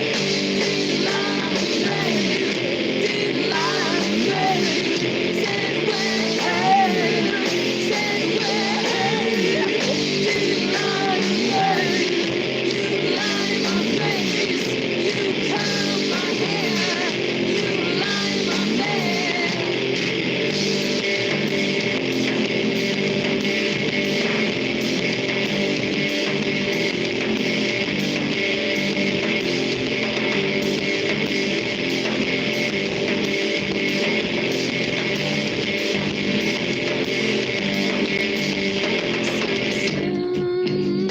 You'll stay with your Lila. Oh, you will in my hands. Yeah, your hair restrained my man. He said, wait, said, wait. Do you love me? Do you love me? Said, wait, said, wait. Do you love me? Do you love me? Said, wait, said, wait. Do you love me? Do you love me? Said,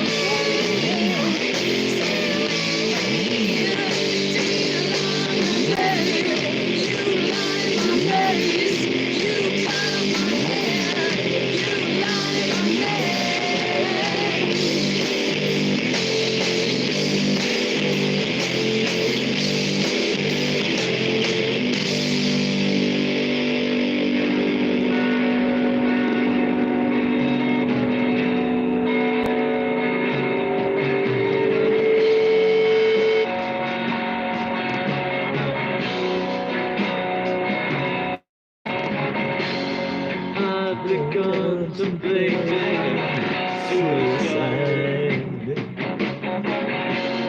but it really doesn't suit my style.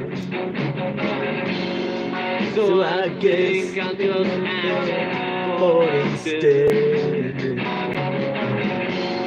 and could take the blood I would shed.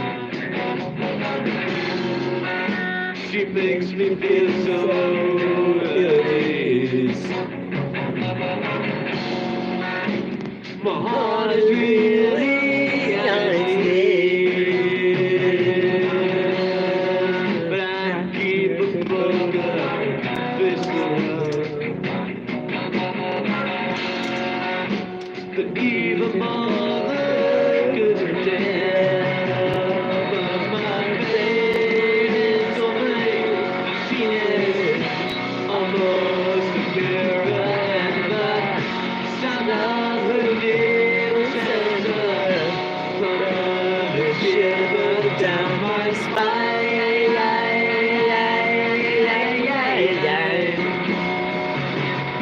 Down my spine.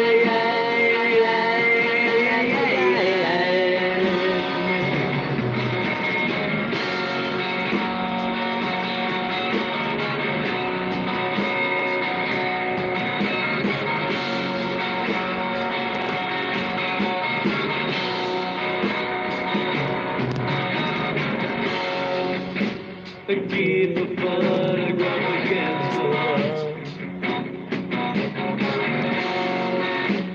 forever she's gonna start alcoholic cigarettes. There is no room for true regrets. She makes me feel so at ease. My heart is really on its knees. I keep the moment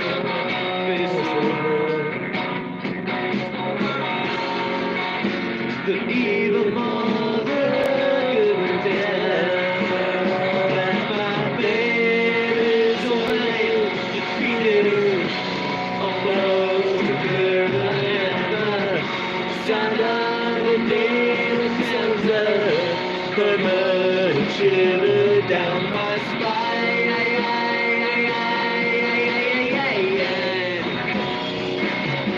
Down my spine.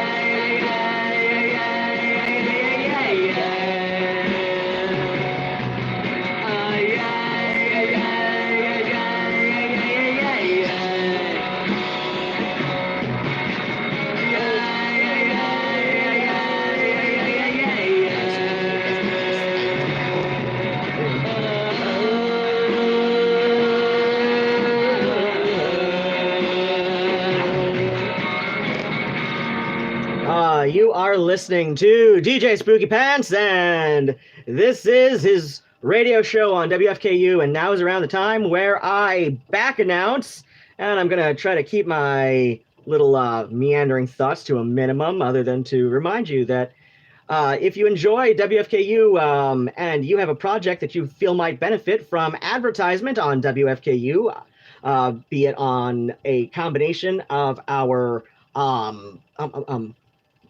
website and the mobile apps for Android and iPhone, or if you wish to pay a little extra money because you have more dollars than cents, like the people who donate to me my personal Patreon, and wish to have us prostrate ourselves for the almighty dollar and read ad copy over the air during our live shows, go to WFKU.org, and the site menu is very intuitive. If you are halfway smart, you should be able to find where we post our ad rates. Anyway, this last block we began because I'm trying to see how long I can keep this little weekly gimmick. Well, it's going to be like by the numbered week of the month, right? So this is like the second Tuesday of the month. So Tuesday number 2, I'm going to the previous block. So whatever band or artist ends the previous block is going to have either the same or very closely, like obviously so related band or artist beginning the next block. So this block you just heard was began with Mick Karn with David Sylvian on vocals doing Buoy. Followed him up with Roxy Music and Mother of Pearl. Then we had the Monochrome set with Fun for All the Family. A wonderful little song about royal inbreeding. Seriously. Then let's see, just to get some, because Morrissey is the reason I pirate Morrissey's music, but Johnny Marr is the reason that I actually pay for the Smiths. So I figured, I'd get some of I'd get some Morrissey out of the way for the year, but I played the Smiths. I played the Smiths because I couldn't think of a good one from Morrissey solo that I wanted to get out of the way. Like, I tried, just because the guy is such a fucking pompous ass, and, like, I'm gonna go with that because, like, I see all the evidence that people compile to say that he's some kind of white nationalist, but at the same time, he's a really shitty one because, like, he's a British white nationalist, and, there's that whole song he did, Irish Blood, English Heart, and all of that shit. But he's also a well known as a tax exile who's been living in California for at least the last 25 years, so that he doesn't have to pay British taxes. So, like, okay, like you love your motherland so much that you don't want to live there. Okay, so yeah, like he's a pompous ass. I'm gonna say that much is true. That much is provable. Everything else that can be said poorly about Morrissey is just so fucking contradictory. Like the man is such a fucking self-contradiction. I don't know how I don't know how his brain functions for all the cognitive dissonance that he has to establish just to have a halfway coherent thought. So like Morrissey is on like my minimum playlist for any year. I try to limit my Morrissey to 3 songs a year, but the Smiths I play a little bit more because those other guys they need some dollar, right? The Smiths with Stop Me If You Think You've Heard This One Before. Followed them up with Jupiter Apple and The True Love of the Spider. Then we had PJ Harvey with Hair, because people in my half-assed YouTube simulcast were discussing my hair and how it's so silky and long and shiny and soft. And so, yeah, I played a song about, I played PJ Harvey's Samson and Delilah homage, right? And you just heard the Young Charlatans with the original recording of Shivers. That would be like before Roland S. Howard was somehow convinced to join Boys Next Door, who then like later changed their name to Birthday Party after the first album. And Roland S. Howard is the reason that Nick Cave is known as is the reason that Boys Next Door became something more than a covers band. I am dead serious. I have old bootleg recordings of the Boys Next Door before Roland S. Howard joined the band, like playing in Melbourne and all that, like from all over. They were just a covers band before Roland S. Howard joined the band. And as I've said many times before, Nick Cave is a talented singer. He's a wonderful bass singer. He's a wonderful baritone bass singer. He's a wonderful singer, but his talent is in knowing who to collaborate with. That alone is a talent. Like if you know who can bring out the best of your own creativity, that alone is a talent.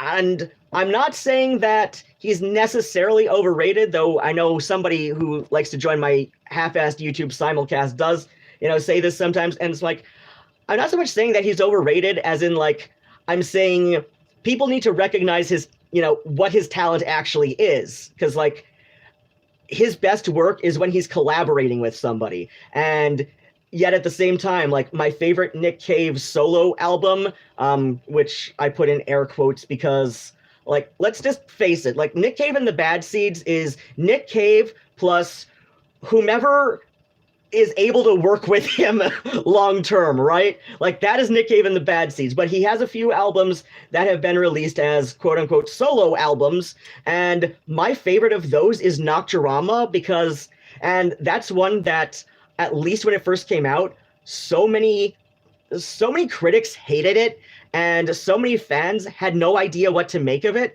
but I absolutely loved it because if you ask me, that's Nick Cave sounding like that is the best example of how Nick Cave sounds like himself. Like this is just pure and adulterated Nick Cave, and he actually, I think it's wonderful. I think it's one of his best albums, and yet somehow that did not upload properly to my, either it didn't re-download properly from my OneDrive or I didn't upload it properly in the first place, and so now it's like on the external hard drive that Nigel ruined back in 2016 that I still needs clean room recovery, but it's going to be a while before I have the $1,500 to send that into the place that does that. And that's like me like high-end remembering their quote at me because that's how long it's been. I'm sure it'll be more than that, but yeah, like, we're looking at the area of $1,500 to get all of my music, including like pictures of cats who have been dead for a decade as of this year. Pictures of cats that, you know, I took like 20, 25 years ago, right? Like old family photos, a lot of stuff is on that old hard drive, and that's why I still keep it. That is why it is like, you know, wrapped up very well and all of that. And I went on to that little segue about Nick Cave, but so that probably made you think I'm playing something from Bad Seeds or even like straight up Birthday Party, but no, this is like Roland S. Howard and Lydia Lunch.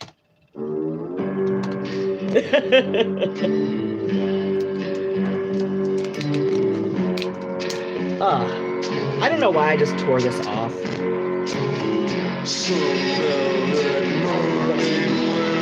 Trash bag started right now,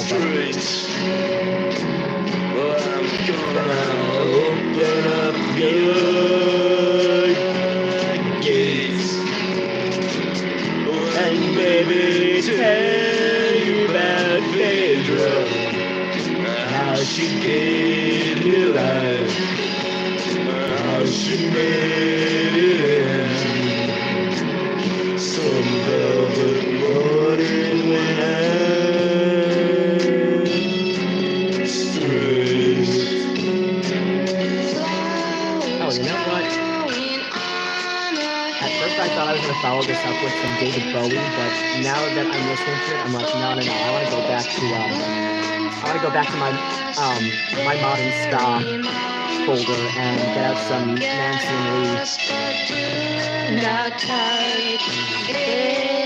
Is my name.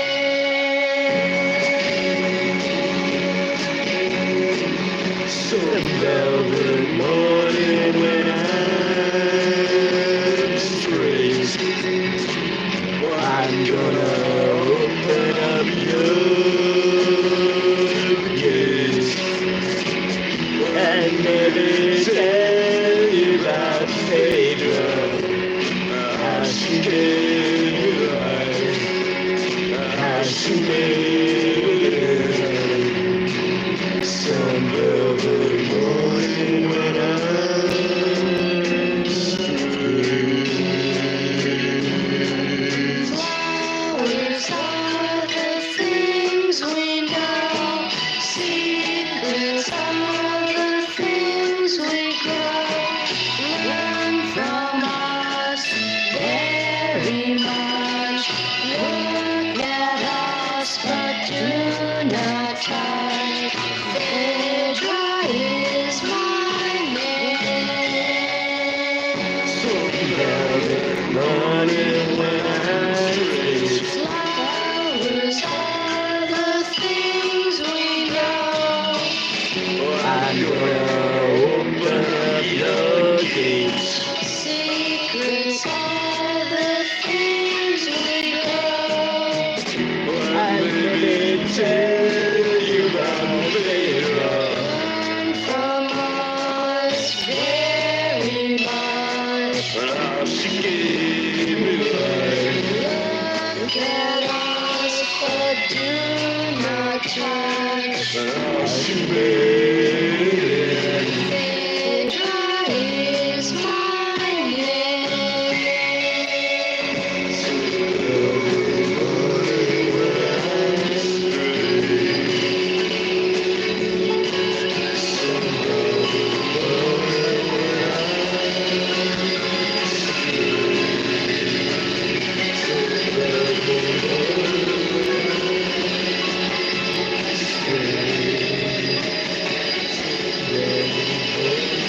Okay, check the chat. Said hello, Megan. Megan, okay. 8:21 p.m. for me. Oh, I think I might have been in a canceling the time. Okay. Siska said, I don't know, it looks like it was about 10 minutes ago. Out for now, dear YouTube friends. Oh, thanks. I'm so glad that you came to by though. Oh my god. Siska's been watching my live streams like far longer than most people with any sense ever have. I say most people, because Siska seems like a fairly sensible person, at least, you know, going by what she's said in chats anyway. But yeah, I think Siska was Siska was definitely watching me on my YouTube streams. Siska and Lucifer, aka Argyle Dinosaur, they've both been watching my YouTube stuff since it was like mostly a combo of me like vlogging about my cats and doing jigsaw puzzles on Sundays. I need to do that when I officially move over to the new place. She saw my silver spurs and said, "The task of time, and I will give you summer wine, oh, summer wine." Strawberries, cherries, and angels' kisses spring. My summer wine is really made from all these things. Take off your silver spurs, help me pass the time, and I will give to you summer wine. Oh, summer wine. My eyes grew heavy and my lips, they could not speak. I tried to get up, but I couldn't find my feet. She reassured me with an unfamiliar line, and then she gave me more summer wine. Oh, summer wine. Strawberries, cherries, and angels' kisses spring. My summer wine is really made from all these things. Take off your silver spurs, help me pass the time, and I will give to you summer wine. Summer wine. The sun was shining in my eyes. My silver spurs were gone, my head felt twice inside. She took my silver spurs, a dollar and a dime, and left me craving for summer wine. Oh, summer wine. Strawberries, cherries, and angels' kisses spring. My summer wine is really made from all these things. Take off those silver spurs, help me pass the time, and we'll give to you. Sometimes a man and woman spend Speaking of my 10 do or not 20 play years list, together, and they don't belong together. And then one day, one of them tries to leave, and does, but in a most peculiar way. Woman, one of these days I'm leaving you far behind. And on that day you'll be grieve on, woman, I don't mind.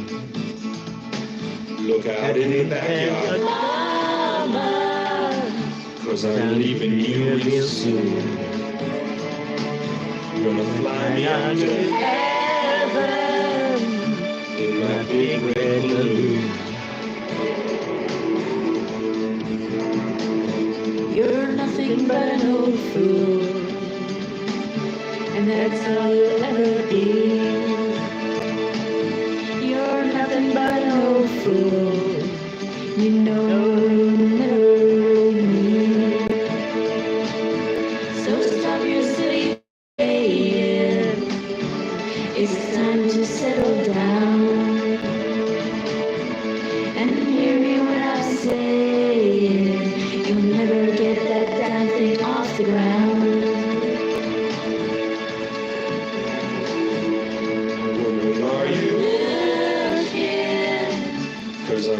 almost 10 feet high, high, high. Woman, stop your thinking, 'cause I'll never eat that pie. I'm on my way to heaven, might even touch the moon. Wave me goodbye, I'm leaving in that big red balloon. You're nothing but an old fool, and that's all you'll ever be. You're nothing but an old fool, you know you'll never leave me. So stop your silly playing, it's time to settle down. You better hear me when I'm saying, you'll never get that damn thing off the ground. You never gave me loving, you never were the kind. You never gave me children, you never had the time. Remember me to no one, I was born this Magazine afternoon. started AFK. I've got it all Magazine started. Oh no, that's all right. in that big red balloon. I'm just glad when people are on Magnus' Surprise Boosters unless they look. No, Lucifer hasn't been on for a while. I know they've got a job that took them to the other side of the state.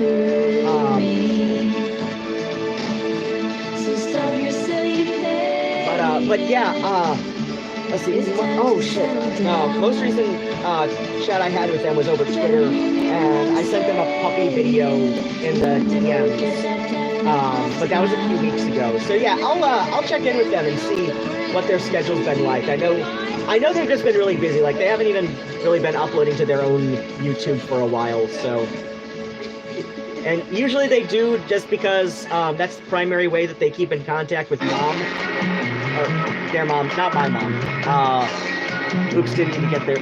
No, I mean, as long as you like take it in stride and remember to change, most trans and non-binary people are pretty chill about it, honestly. Broke my heart. Like, I know Twitter might lead people to think otherwise, but it's like, no, that's just like a small number of people who feel empowered by the relative anonymity of Twitter, so.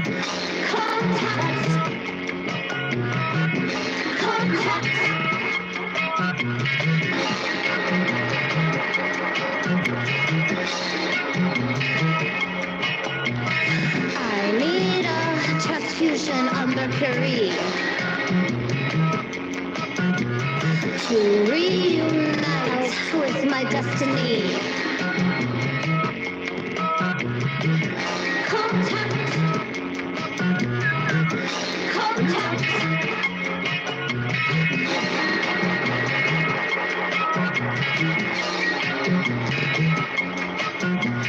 Take my spacesuit off and strip me bare.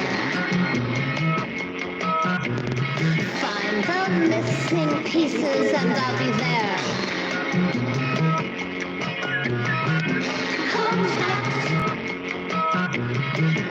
Contact.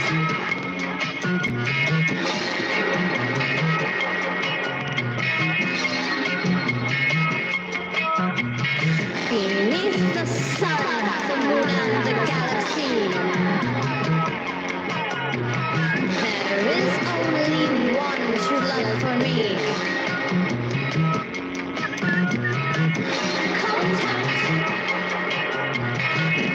Contact.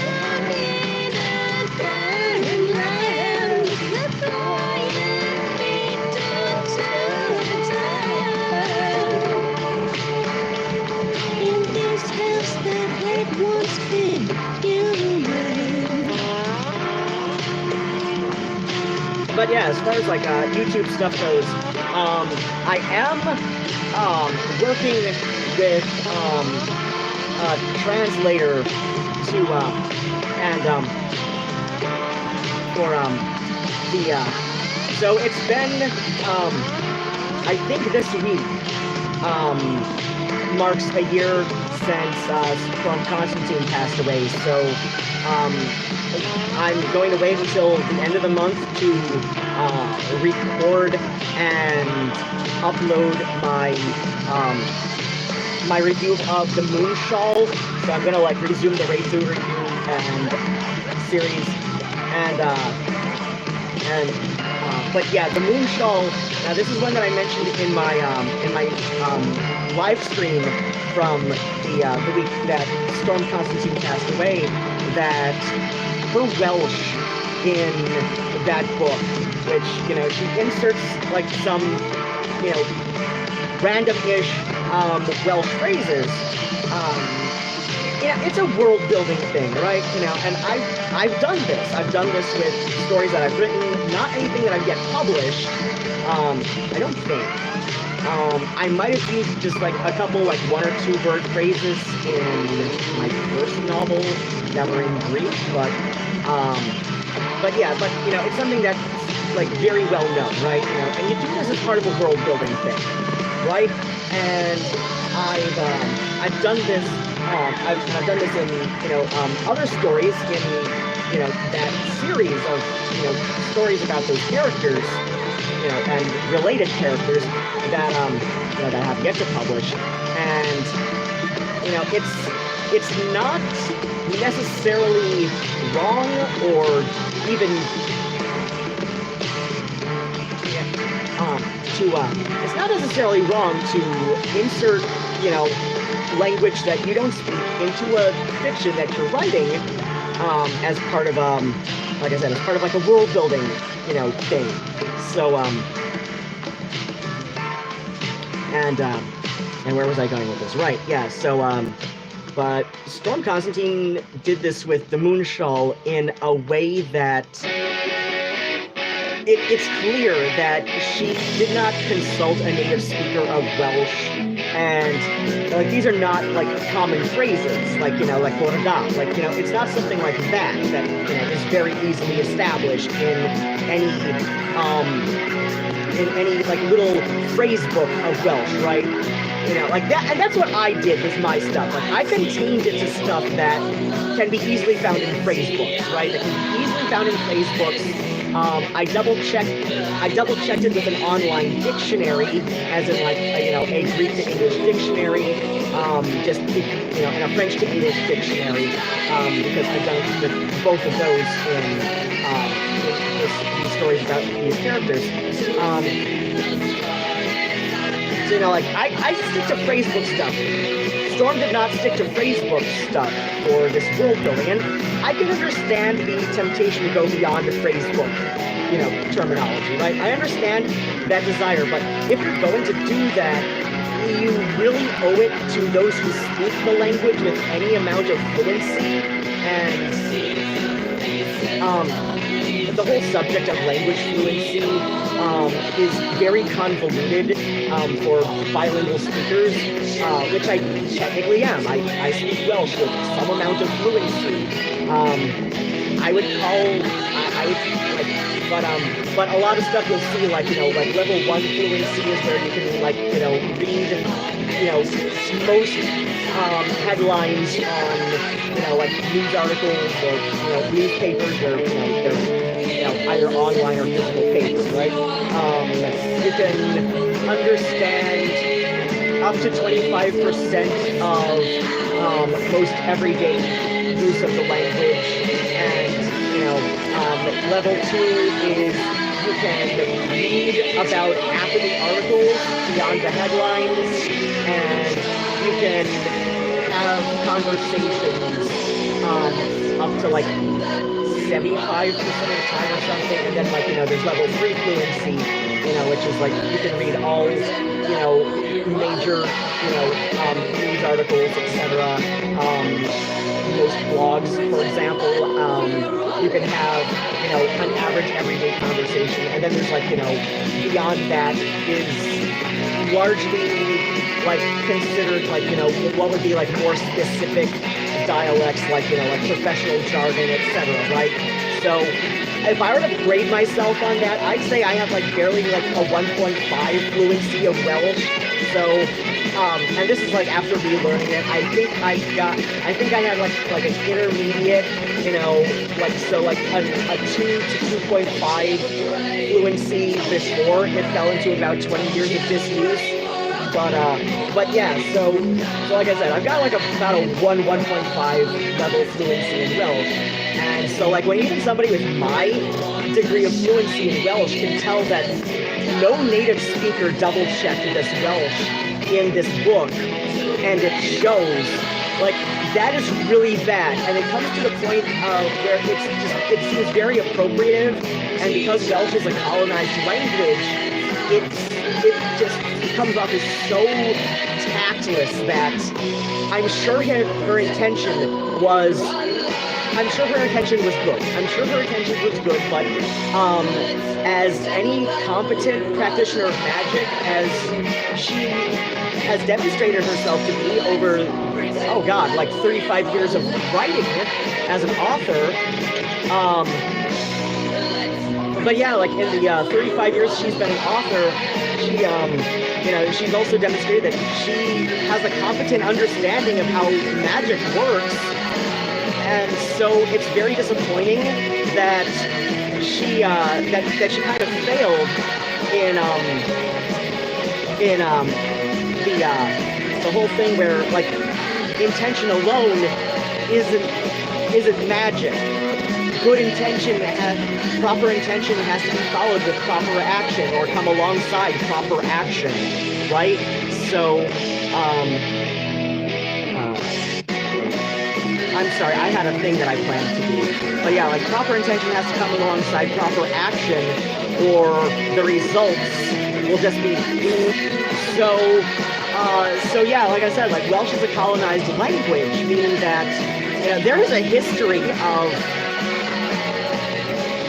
trying to suppress the language, of like English colonizers actively attempting to suppress the Welsh language. And so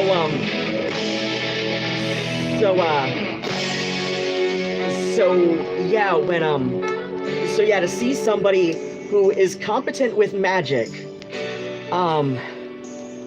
do, you know, like follow her good intention to, you know, to like at least you know, spread more Welsh language and hope, you know, in addition to world building, follow that up with such an improperly executed action that I'm very disappointed and saddened by this. And you know, that's the major reason that I put off this review when she was alive, is because I don't know how to broach this. And I did send an email. I do plan to read out the email that I sent in the review, because, as I said, it just, I was so disappointed, and it became so distracting whilst reading the book that, you know, that's one of the reasons that it took me so long to finish that book, because there were times I just had to put it down, because just reading it on the bus, which I usually do most of my fiction reading on the bus, and I read nonfiction mostly at home. I have reasons for this, and that's because, like, on the bus, I'm at a lower risk of being bothered while I'm reading, whereas at home, even just me and the cats, I'm at a higher risk of being bothered by something while I'm reading. So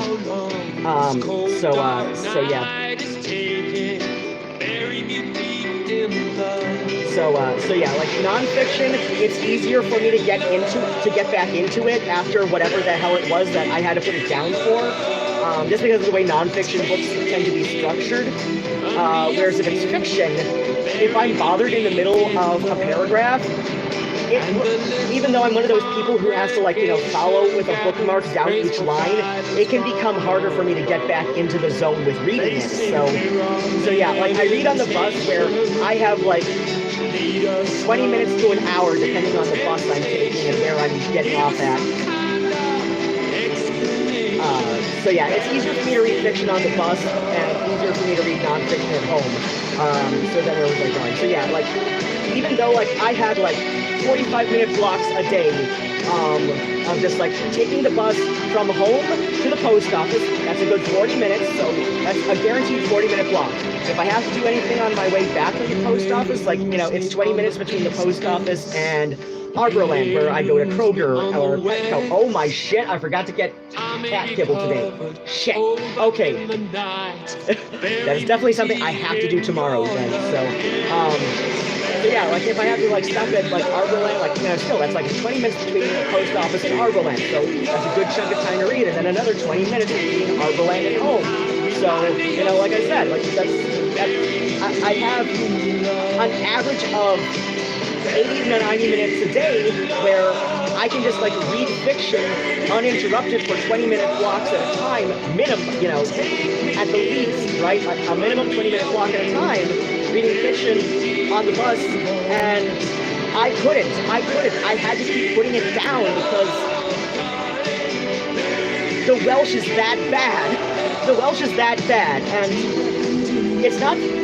I'll get more into it in the review when I do it, but yeah, I'm doing that review, like the first chapter of the review is going to be in Welsh and subtitled, so that's why that's why I'm working with a translator on this, because otherwise, like, I don't know how else to make my point. Like, I don't know how else to properly execute the intention of that review you know, without doing this part, you know, without doing like chapter 1 in a competent execution of Welsh, just to make it clear that, you know, not only do I speak this, but I care enough about speaking it to have it double checked by a native speaker, even though I'm paying out my own pocket 5 cents a word for the editing job, which is actually a lot more than I looked up the average like rate per word for editors and like, you know, like professional editors and proofreaders, like,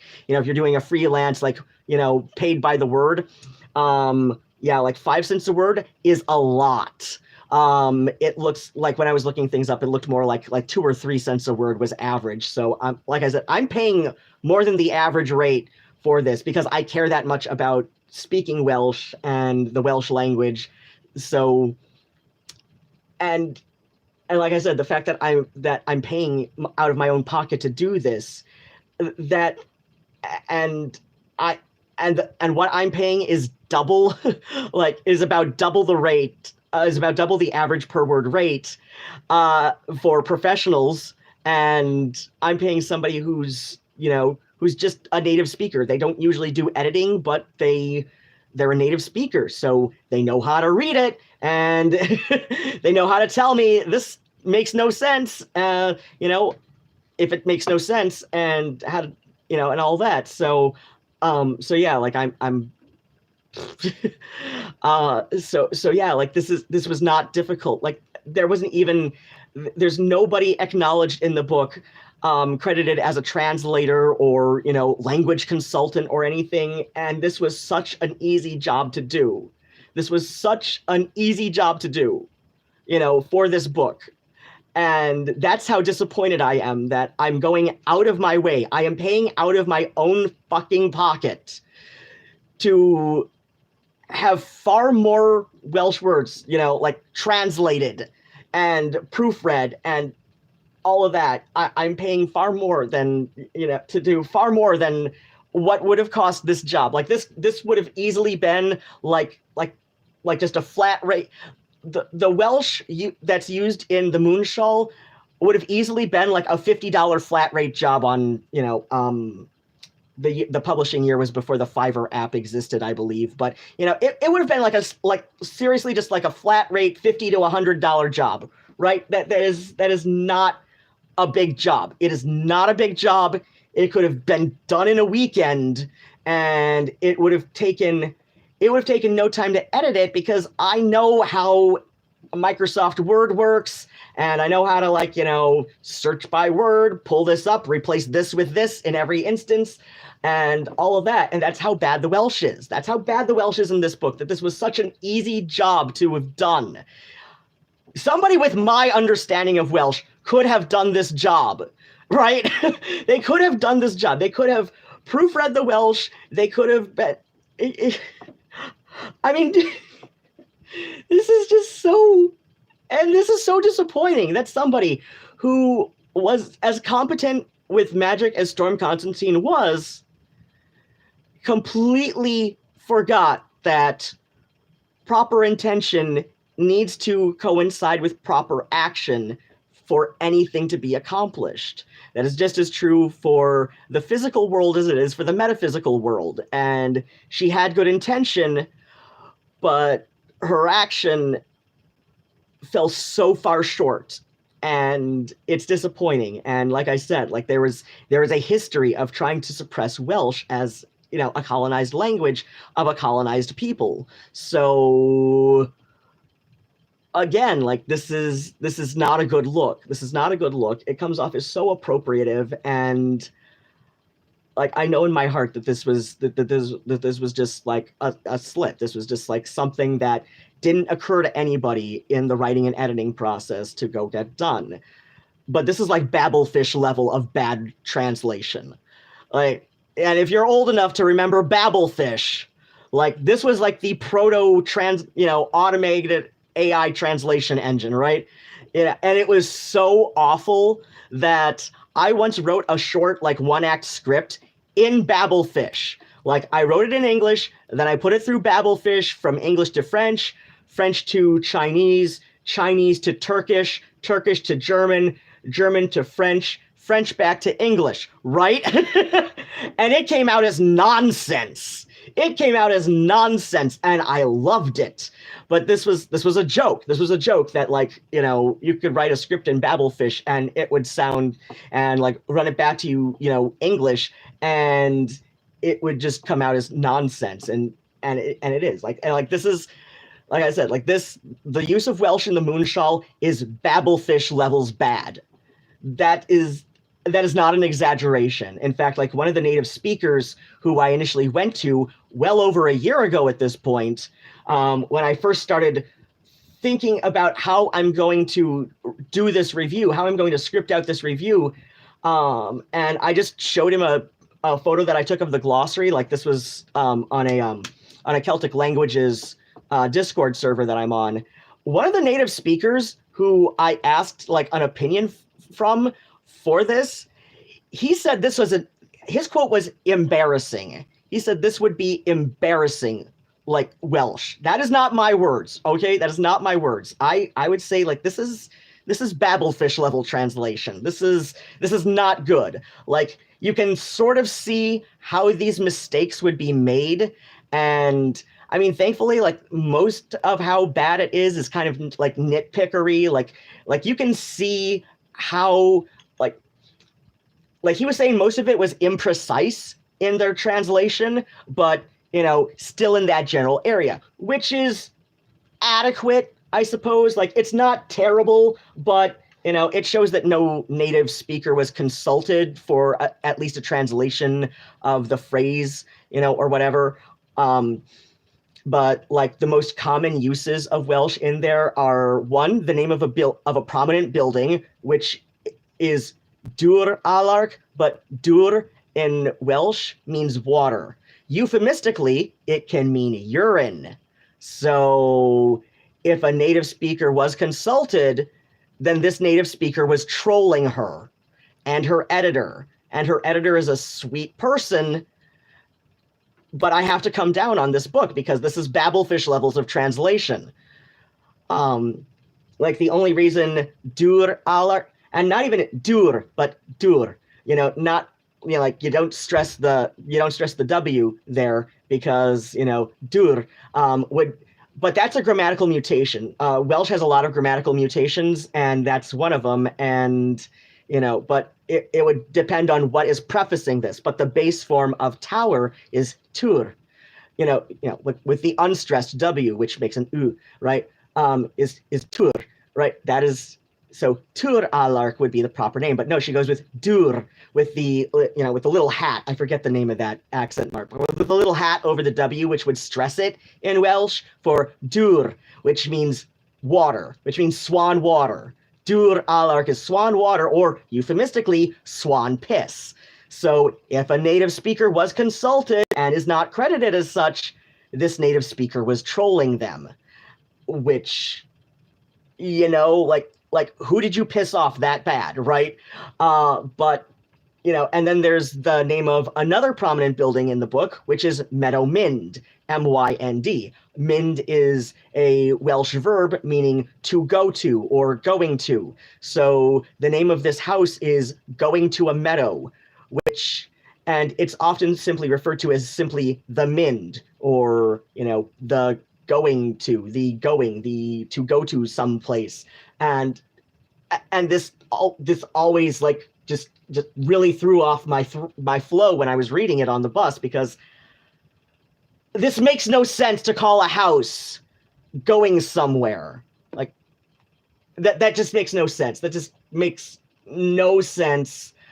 But I mean, like, in context with the, I don't know, like, I'll get to that later. I've been ranting now. Just like, I'm so disappointed in the Welsh in this book.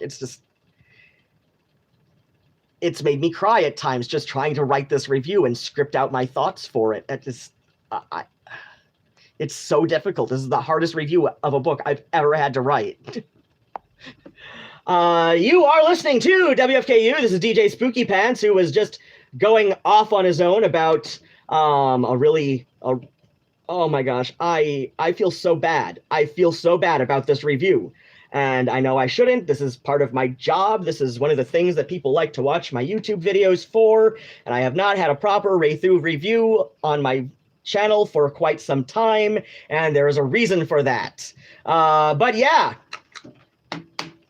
This, my last block that I played, started with Lydia Lunch and featuring Roland S. Howard doing Some Velvet Morning. And then I got into a Nancy and Lee zone. So I followed that up with Nancy Sinatra and Lee Hazelwood singing Summer Wine, followed by Spell, which is Rose McDowell and Boyd Rice, as I was speaking earlier about my no-play/limited playlist. Boyd Rice is on that list for a number of reasons, and he is aware of them. Not from me personally, but from just, like, in general, like, broadly in general. I've had long conversations with Carl Blake, like, literally had long conversations with Carl Blake about this, and basically, if you're one of his American fans, he thinks you're stupid, and yes, he is an American, but he thinks Americans are stupid. He thinks his collaborators are stupider than him, and long story short, he is far more serious about the crypto-fascist imagery that he uses than he says he is in interview. So yeah, let's but at the same time, he collaborates with a lot of people who I just love, like Rose McDowell, and they did an album of mostly covers from the 60s, and so I included Big Red Balloon, which was a Nancy and Lee cover. Like I said, I got into a Nancy and Lee zone. And then I followed that up with, just to get my Boyd Rice out of the way for the year, I try to keep him to even fewer than I give to Morrissey. We had Giddle Partridge and Boyd Rice doing Contact. I don't remember if that was a cover or an original that she wrote. Then we had Danielle Dax with Brimstone in a Barren Land, followed by Gloria Munday and, oh shit, Let's Pretend. That's what it's called. Let's Pretend. Okay, that kind of looks like what I meant. I know what the song is, so. And you just heard the Triffids with Bury Me Deep in Love. And speaking of my my double Tuesday on the second Tuesday of the month thing going on, where is that Triffids song that I was looking for before I started going off about my review about the Moonshawl. My review of the Moonshawl, which is I'm just. This has been the most difficult fucking review I have had to write ever in my life. And it is so difficult to write because I speak Welsh. I don't speak Welsh very well. It fell into about 20 years of disuse because for a good, 4 or 5 years, I was literally the only person in all of Lenawee County who spoke any Welsh at all. That would be Lenawee County, Michigan. I was the only person who spoke any Welsh at all, and let me tell you, as I said to my little niece this last Saturday when I met up with her and a family friend who has been acting legal guardian, where was I going with that? Right.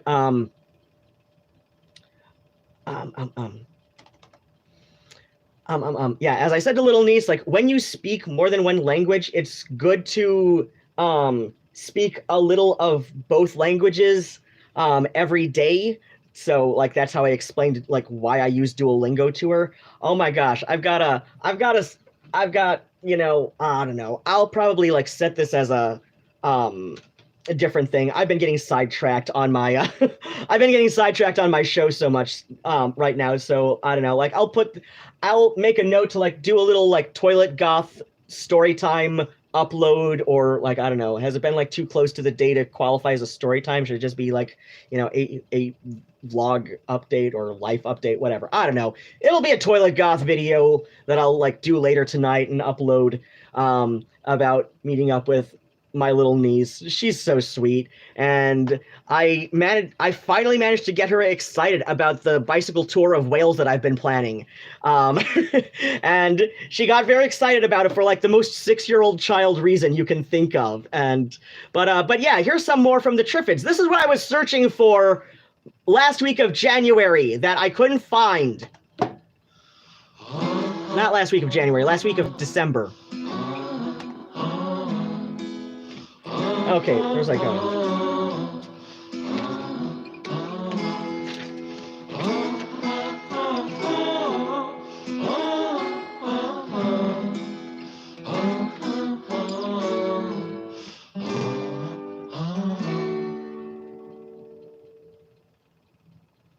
I've got a little place to myself up on the stony ridge.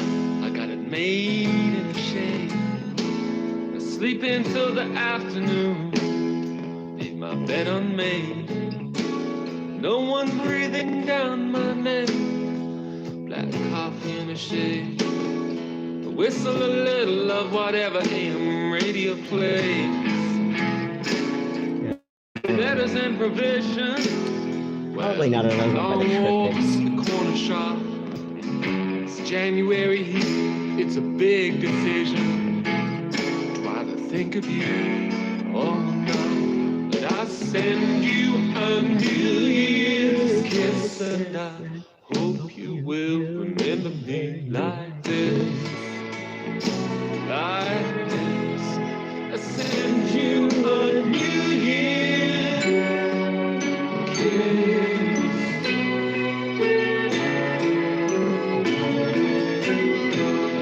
Two good arms, one bent leg, one weekly social security check. I can make an honest dollar, but I can't keep track where it went. I've got a good black dog, so I don't need a phone. He smells bad where the common in his old dog home. Don't need no eyewitness news, no 7-Eleven. Megan Raquel says, bring Welsh back. Oh, of course. Megan then says, wow, I cannot read anything in a car, bus, etc. We'll get there. Oh, yeah, apparently that's a common enough thing. I've never experienced it. In fact, like, for a long time, my stepmother insisted that I shouldn't read in the car, that it will make me car sick, and I said, no, I've always read in the car. Like, since I was little, I've never gotten car sick from it.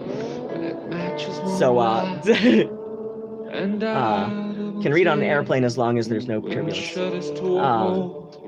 Oh, according to Ancestry, the Ancestry DNA test, Megan is 11% Welsh. Awesome! Then says, okay, it's your turn to go off all you want. I know I can go off all I want. That, you know, my show, my rules, right? In fact, Whiskey even says the same thing to anybody who wants to complain.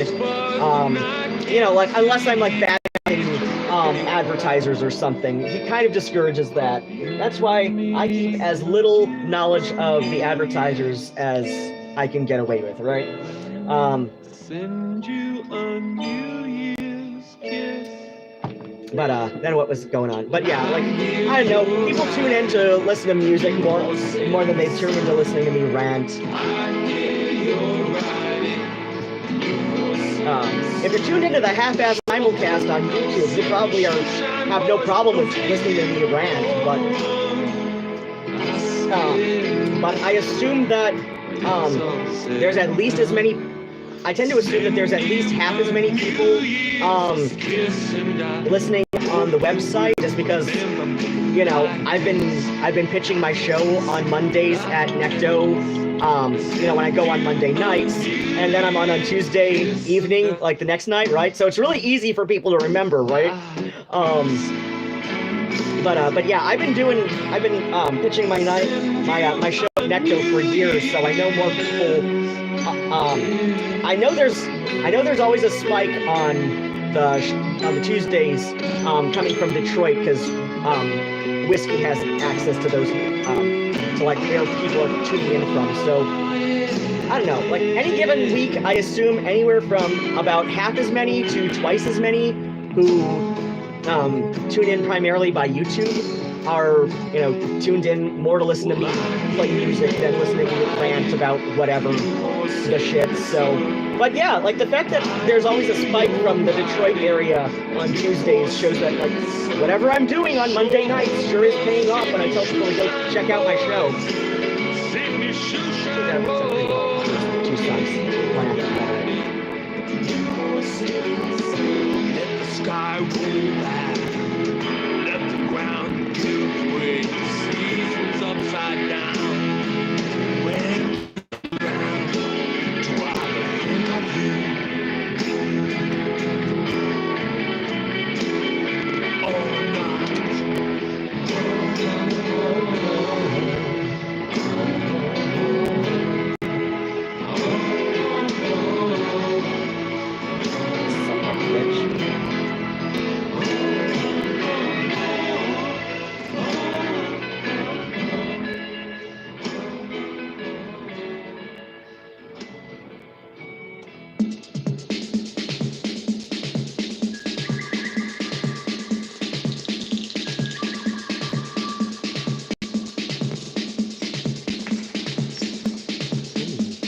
I think I want to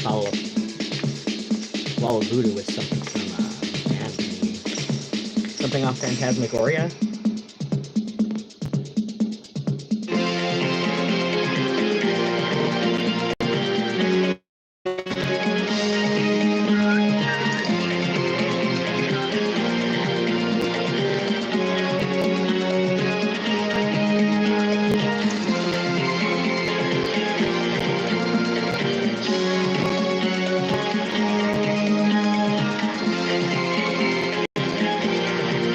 I love this candle. Something about the glass reacts to light that'll change color. I love it. On the roads that wind on through. Think about The hot Mojave and the cherry. He started to light when it I'm thinking of starting to get into that with new roommate. So I've started referring to on my web diary as hashtag. Web diary is Ruadhán1334.wordpress.com. It's like part web diary, part like info and blog update shit. right around sundown, he got dropped off on the street in town where a gray old man looked him up and down and said, "Son, this ain't no Western movie matinee. You're a long way off from yippee-ki-yay, and I can tell at a glance you're not from around these parts. Got a dream about you, that's a gringo starts. Sometimes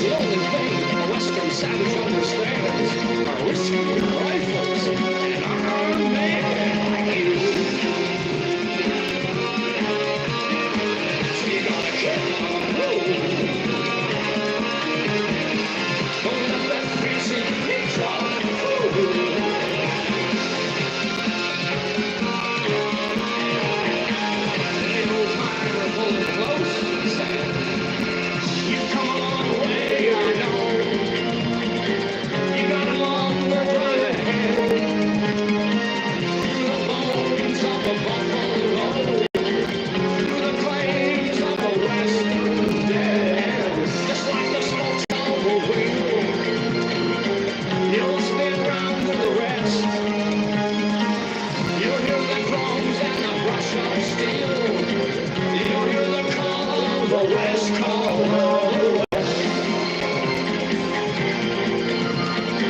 You hear the call of the West, call of the West.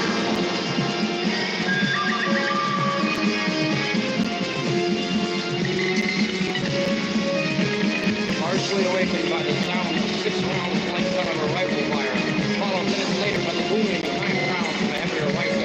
You can't close off the wilderness.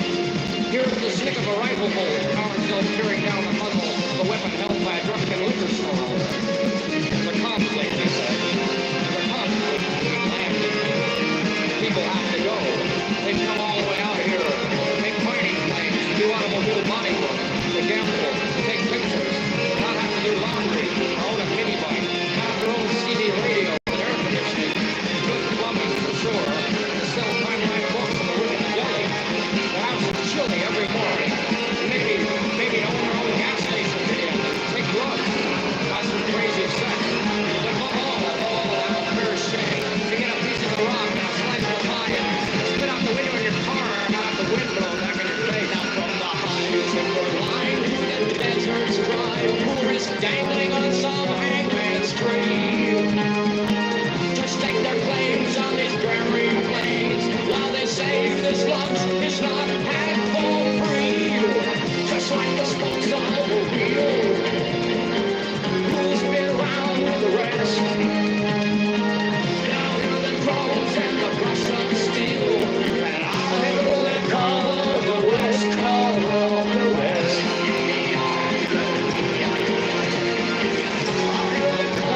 The West, call of the West. I hear the call of the West, call of the West. I hear the call of the West, call of the West. I hear the call of the West, call of the West.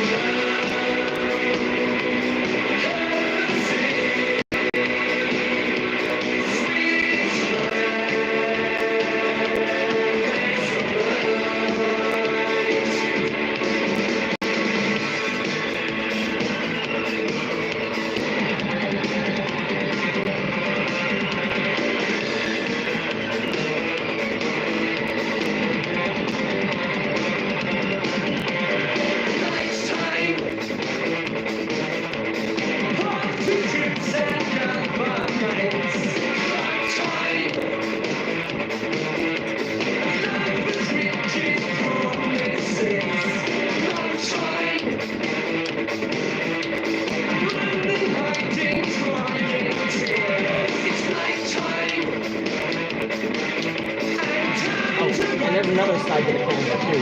That's all, like, he's hanging sneaky bat mode.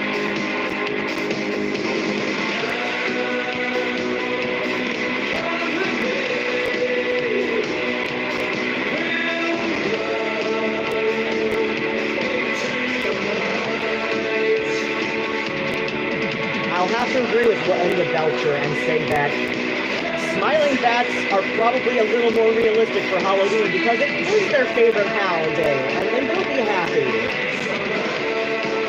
It's the only day of the year that, at least in the States, bats are kind of appreciated, right?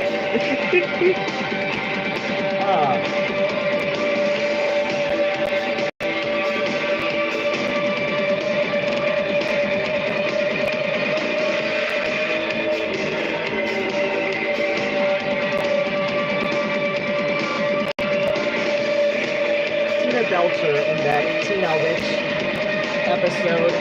That was so accurate for, you know, like a mid-90s goth dabbling in pop Wicca, you know, like IBAB tradition. I bought a book.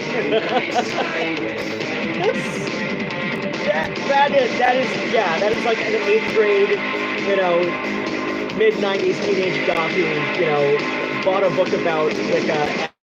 She's a powerful witch now. That's the realistic depiction.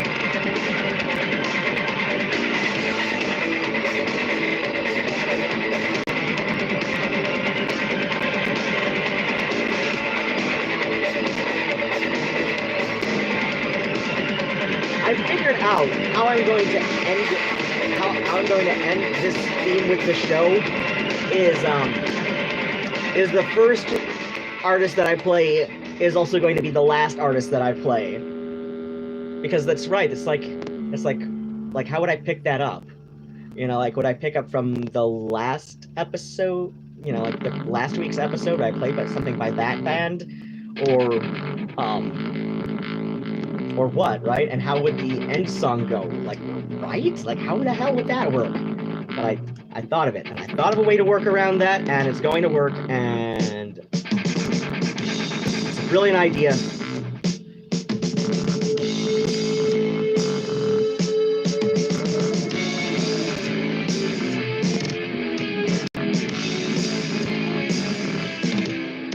When you're walking on the streets at night, turn around and die of fright.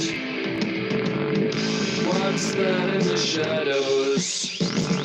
What's that in the shadows?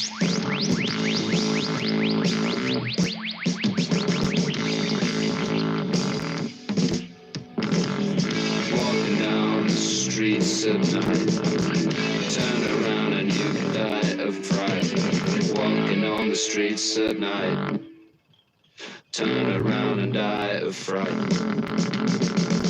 What's that in the shadows? What's that in the shadows?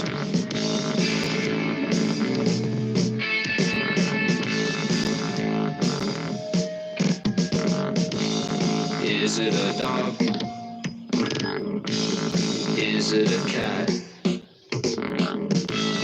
Is it a dog? What do you think about walking on the streets at night? Turn around and die of fright. What's that in the shadows? What's that in the shadows? Is it a dog? Is it a cat? Is it a dog? What do you think of that when you're walking on the streets at night? Big, shiny, bright. Walking on the night. When you're walking on the streets at night. Look around you.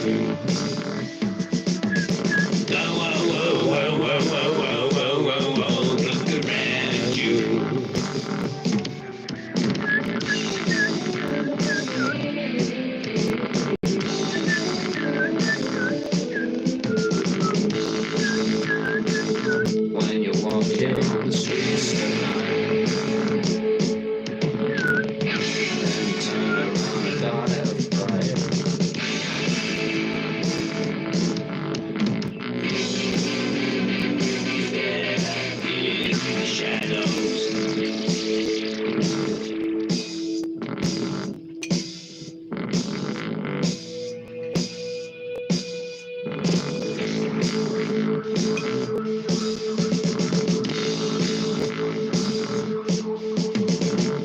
What's that in the shadows?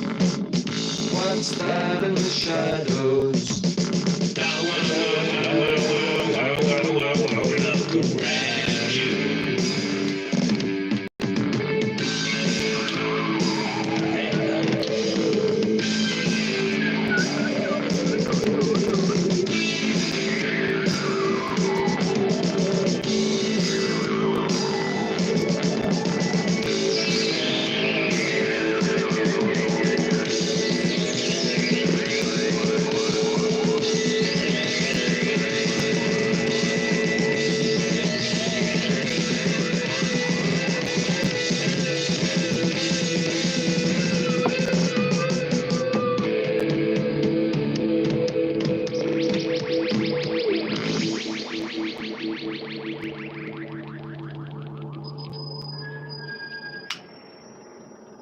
Oh, I like that. I like how that's sounding kind of seamless.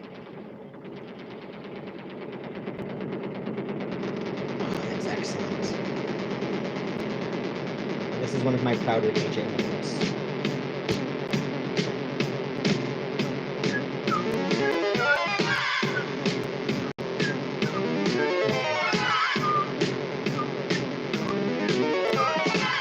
He's been with the world and quiet of the soup du jour. He's been with the world and the prophylactic tour. Ain't nobody around here understands my potato. Think I'm only a spot boy looking for a real tomato.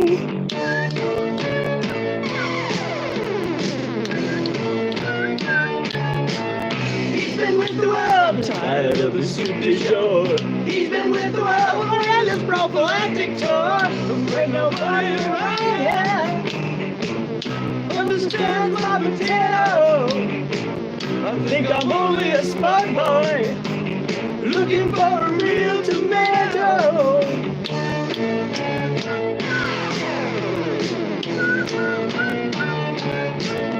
He's been with the world, I'm tired of the soup du jour. He's been with the world and this prophylactic tour. Ain't nobody around here understands my potato.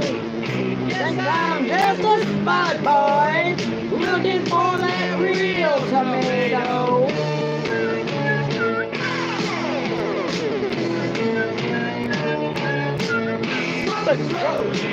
Yo, where we go? Spooking robots under ready. Come and stop, we work around the clock. We shut the poles in the holes. Stop the Joe. Know where to go. Spooking robots under ready. Come and stop, we work around the clock. We shove the poles in the holes. Stop the Joe. Know where to go. Spooking robots under ready. Come and stop, we work around the clock. We shove the poles in the holes.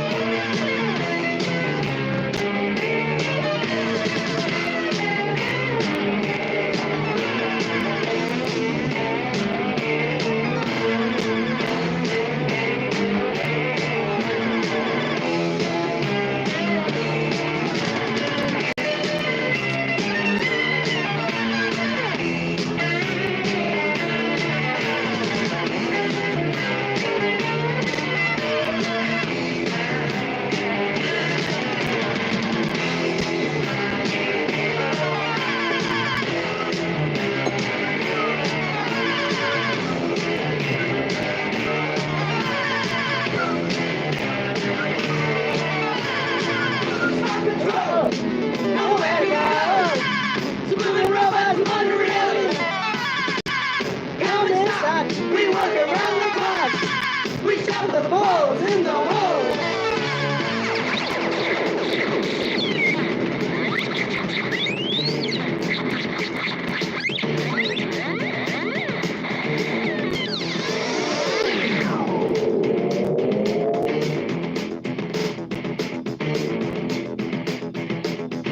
Wait a minute, something's wrong. He's a man from the past. He's here to do us a favor. A little human sacrifice. It's just a blind man. Mr. Kamikaze, Mr. DNA. He's an altruistic provider. Mr. DNA. Mr. Kamikaze, Mr. Kamikaze, Mr. DNA. He's an altruistic provider. Mr. DNA. Mr. Kamikaze, Mr. DNA. Mr. Kamikaze, Mr. DNA. He's an altruistic provider. Mr. DNA. Mr. Kamikaze. Wait a minute, something's wrong. He's a man with a plan. His finger's pointed at the hole. Now we must sacrifice ourselves. Let's be the end of the day. Okay, we gotta let me get. This monkey wants a war with you.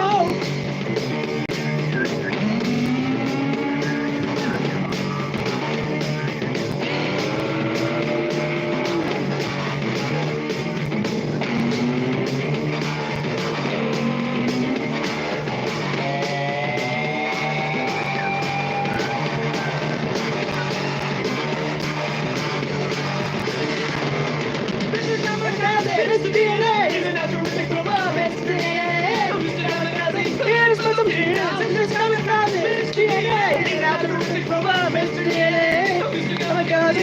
Oh, hello, Janine! You're towards the end, but... or you know what, according to this, I can squeeze 10 more minutes in, because it's, shit. Then again, I've already got the, written down. Fuck it, I'll just put on an extra few. I've got about 10 minutes left.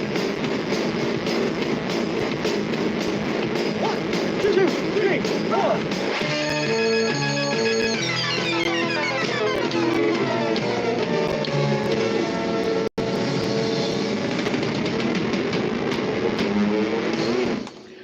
You are listening to DJ Spookypants. This is me here on WFKU.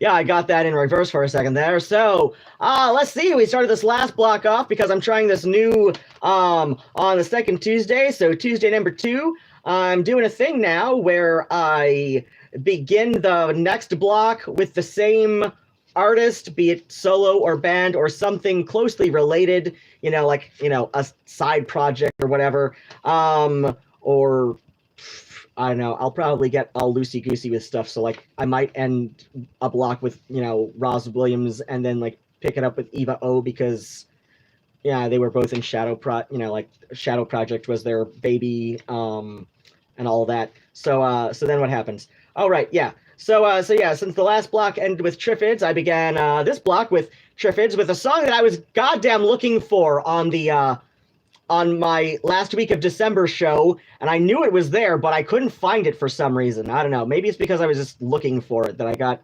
preoccupied with shit. So anyway, the Triffids with New Year's Greeting, parentheses, The Country Widower, followed them up with Wall of Voodoo and Call of the West. And then I got into kind of a zone there, and did The Damned with Shadow of Love, but I kind of broke that little bluesy gothic rock-ish sound with The Damned, and no, Shadow of Love was the next one, and then I broke that with Killing Joke and Nighttime. Then we had The Stranglers with In the Shadows, and you just heard DeVoe with Smart Patrol / Mr. DNA. And because I just figured out like the brilliant way I'm going to like end the show, because it's like I thought a second there, like, wait, okay, so if I begin with something, like, if I begin the show, like, wouldn't it be best to begin with something that I ended with the previous week, but I wasn't on last week because I kind of threw my back out a little bit. And the week before that was Christmas, and I didn't want to subject you to whatever the hell. Let's see, what did I end the previous show with? Enya. Yeah, I didn't want to, I don't know. But then again, like, I thought of this idea about, like, halfway through the first block of the show, but whatever. Let's see how long I can keep this going, because I've tried doing something like this in the past, but but yes, I'm ending the block with the one from the last, with the one that I began it with, and so we've got another Bebop Deluxe here, and then I'm gonna play a couple bonus tracks because I say it's a 3-hour radio show. I've got, yeah, this is not gonna fill that up, so I'll just play like a couple more just to entertain myself, and Deneen, who jumped into the YouTube half-ass simulcast, who's working. I don't know. That's a reasonable excuse for not tuning in right away. But yeah, here we go. Here's another Bebop Deluxe, and then I'll just like play a couple of whatever.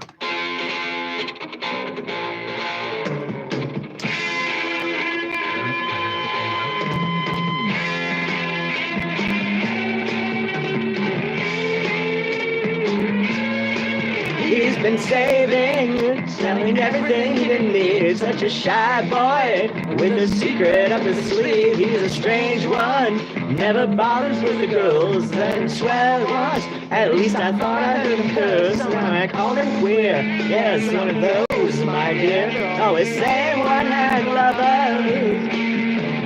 Finding fun enough to pay another call to the middle-aged angel on the 3rd floor. She could do it twice and called encore. Said, man, I want to scream for more. So don't have a phone, so leave your money on the shelf.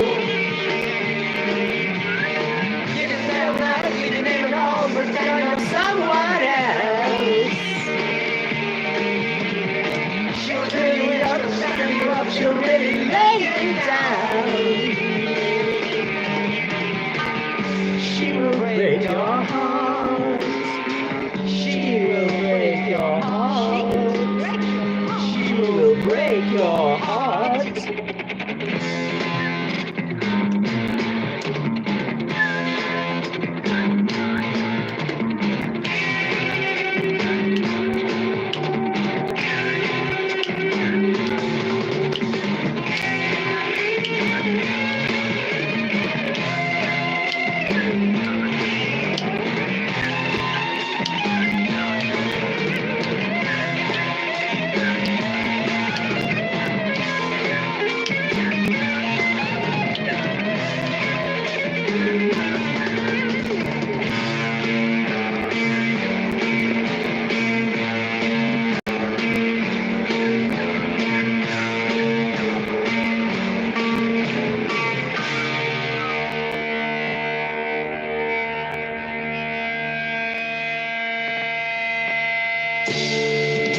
I'm an alligator.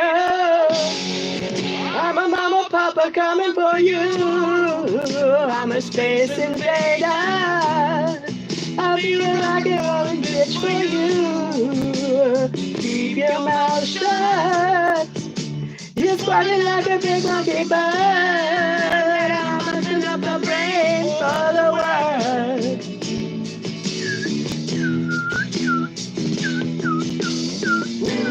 Keep your electric eye on me, babe. Put your ray gun to my head. Press your space close to my love. Freak out in a moonlit daydream, oh yeah. Don't fake it, baby. Lay a real thing on me. The Church of Man Love is such a holy place to be. Fake it, baby. Make me know you really care. Make me jump into the air.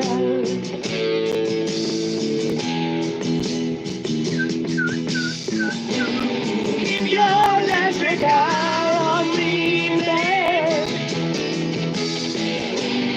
Put your ray gun to my head.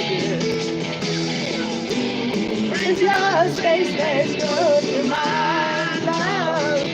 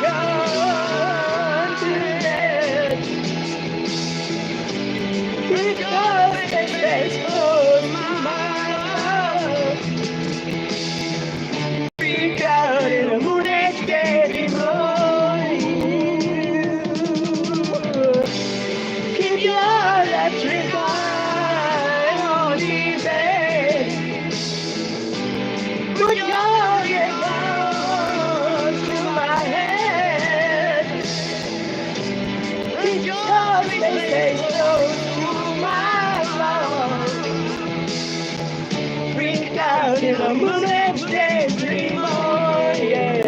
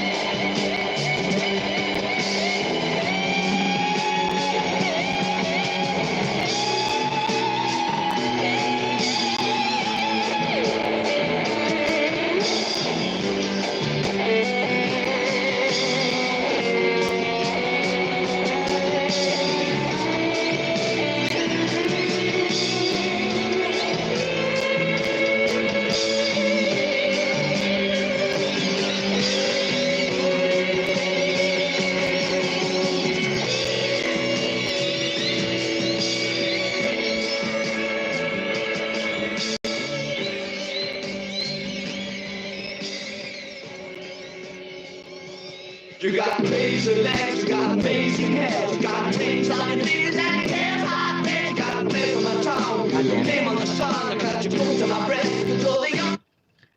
That is not the. Oh gosh, I keep forgetting that these two are mislabeled. No, son of a bitch. Okay, I gotta go and fix this. God damn it. No.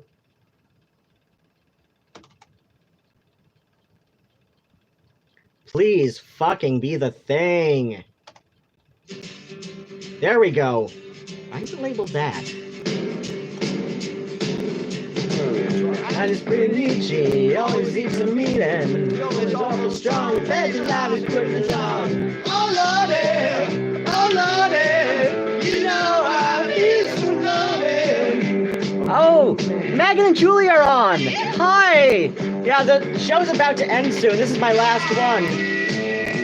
But I know, Janine, you're in the same area as me because we ran into each other on the bus that time and you introduced yourself. If there are any of these candles at Michael's, it's the jar that changes color with light reaction, because like, alright, look. So here we are. Here we go. And see, now it's like blank, but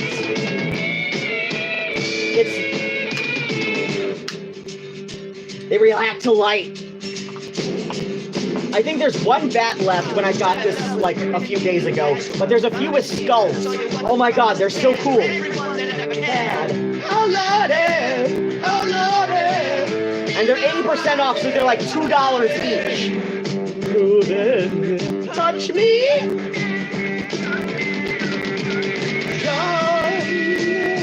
I'm only dancing. Yeah, if there's a Michael's by you that still has Halloween clearance stuff, go check these out. I love them.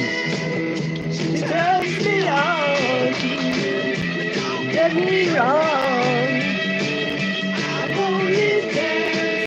Oh yeah, go to Michael's, the one at Arborland.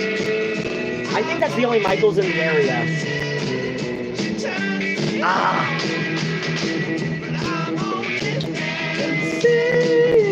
Turns me on. Don't get me wrong. I'm only dancing. Yeah, I decided that this is like the new official mascot for my show. I might get another one if there are any left when I go. I need to go to Arborland tomorrow to get some cat food, and I might go goof off at Michael's for a little bit before my bus. Yeah, if you don't grab one of these, I might grab either the last bat one that I saw if it's still there, or I might grab one with a skull so I can have like one on either side. Oh, it is the only Michael's. Yeah. Yeah, so yeah, like if you want to go grab one of these before I do, like I said, I'm gonna get either the last bat one or a skull one, and just like have them on each side of the thing, like when I'm in my new bedroom at the new place. I'm gonna have it set up hopefully like halfway decently, a little more, you know, so than this setup that I've got right now, just because of the limited space, because it's an efficiency apartment here. So like that's the wall, and this is like the door, right? You know, so like there's no proper door, but there's a doorway that separates out the bedroom area from the front room area where I can entertain guests and shit, right? But yeah, at the new place, I'll have my own bedroom. Granted, I offered to take the smaller bedroom just to like sweeten the deal for whatever roommate is just crazy enough to sign up with me. And the new roommate, I've decided her code name, at least on my web diary, that's or at least the diary, you know, category on Ruadhán1334.wordpress.com. Yeah, I've called her Happy Hippie. Because I give, like, you know, vague code names to for people who I know in real life, because I'm just like, I want to give people like some semblance of privacy unless they want to like collaborate with me on something or some shit. Like in that case, it's like now you're opening up the door, so I'll care a little bit less about your privacy. You know, or if it's shit that I've talked, you know, if like I had a conversation with my friend Angela, it's like, Angela's a common name. If you watch my my YouTube regularly enough, you probably know which Angela I'm talking about, you know, or my friend Adrienne, because, you know, like I am friendly with those two, like, you know, we're friends, right? It's like, you know, you'll figure out who I'm talking about, but it's like, I don't know, but like, you know, like people who have less of a public profile than even myself, and I have less of a public profile relative to those two, but friends of mine. But yeah, it's like, if you've got less of a public profile, then I will go out of my way to respect your privacy. Like, I go out of my way to respect the privacy of little niece, because she is literally 6.5 years old.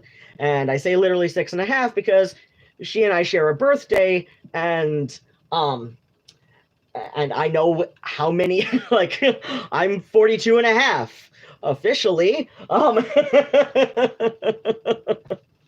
And I'll be 42.5 again this time next year. I'll be 42 for as long as I feel like it, and then I'll just jump up to 45 and see how long it takes people to notice. Like, aside from the fact that what are you saying? You're having trouble loading the fucking feed? It's plugged directly in, you stupid fucking thing. This is why we're the same age. Oh, yay. But yeah, I've been messing with people about my age since I was in my early 30s. And it started with my friend Jay, when he completely forgot, like, how old I was, like 2 weeks after, you know, I told him how old I was, and then like 2 weeks later, it was my birthday, and I was there at the bar for my birthday, and he asked how old I turned, and I just said, I'm 35, Jay. I was 35 for 3 years in a row, and he never noticed. Or at least if he did notice, he didn't say anything to me about it, but he told me that he never noticed. You look nothing like 40-something. I saw you. Thanks. Yeah, I blame it on my dad's side of the family. Like, nobody on my dad's side of the family looks as old as they were. Oh, shit. No, that's... I know where that's packed. It'll be a pain in the ass to get out that picture of my father's family when he was about 5 years old, I think. Yeah, he was 5. My Aunt Judy was 7. Their sister Loretta was 10 or 11, I think. And my Aunt Karen, and she's actually cool. But then again, her name is spelled Karon. But I have 2 aunts named Karen, and she's the one, and the one with an En, she's a bitch. She is a bitch. But that's how popular that name was in 1947. So, but yeah, my Aunt Karen, she was like not even 2 years old in that picture. Yeah, I know where that picture is at. It's a pain in the ass to get to. I might bring it out at some point, but yeah, like, you would never guess that that my paternal grandfather, let's see, I want to say he was about 40 when that picture was taken.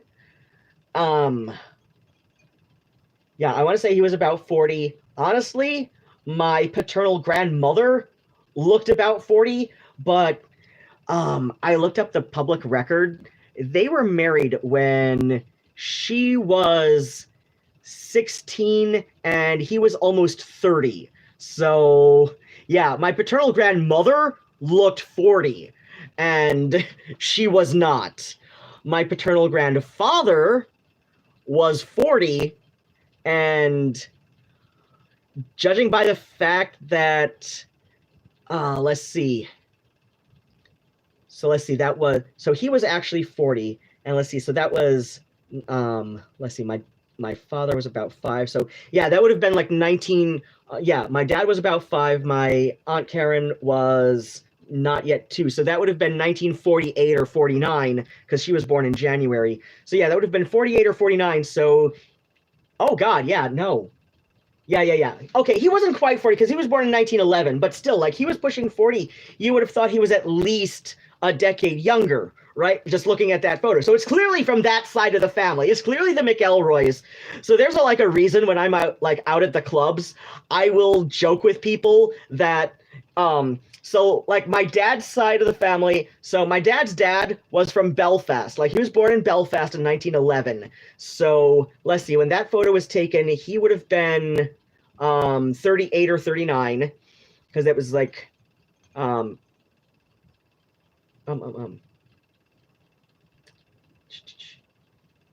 he would have been 37 or 38, right? My math was off a bit, because, yeah, that was, like, taken at the latest 1949. Yeah, at the latest it was 1949. Because yeah, my aunt, yeah, at the latest it would have been like early January 1949 before my aunt was 2. She might have been younger though. I don't know. I remember my dad a lot more clearly in that photo and like how old he looked, but yeah.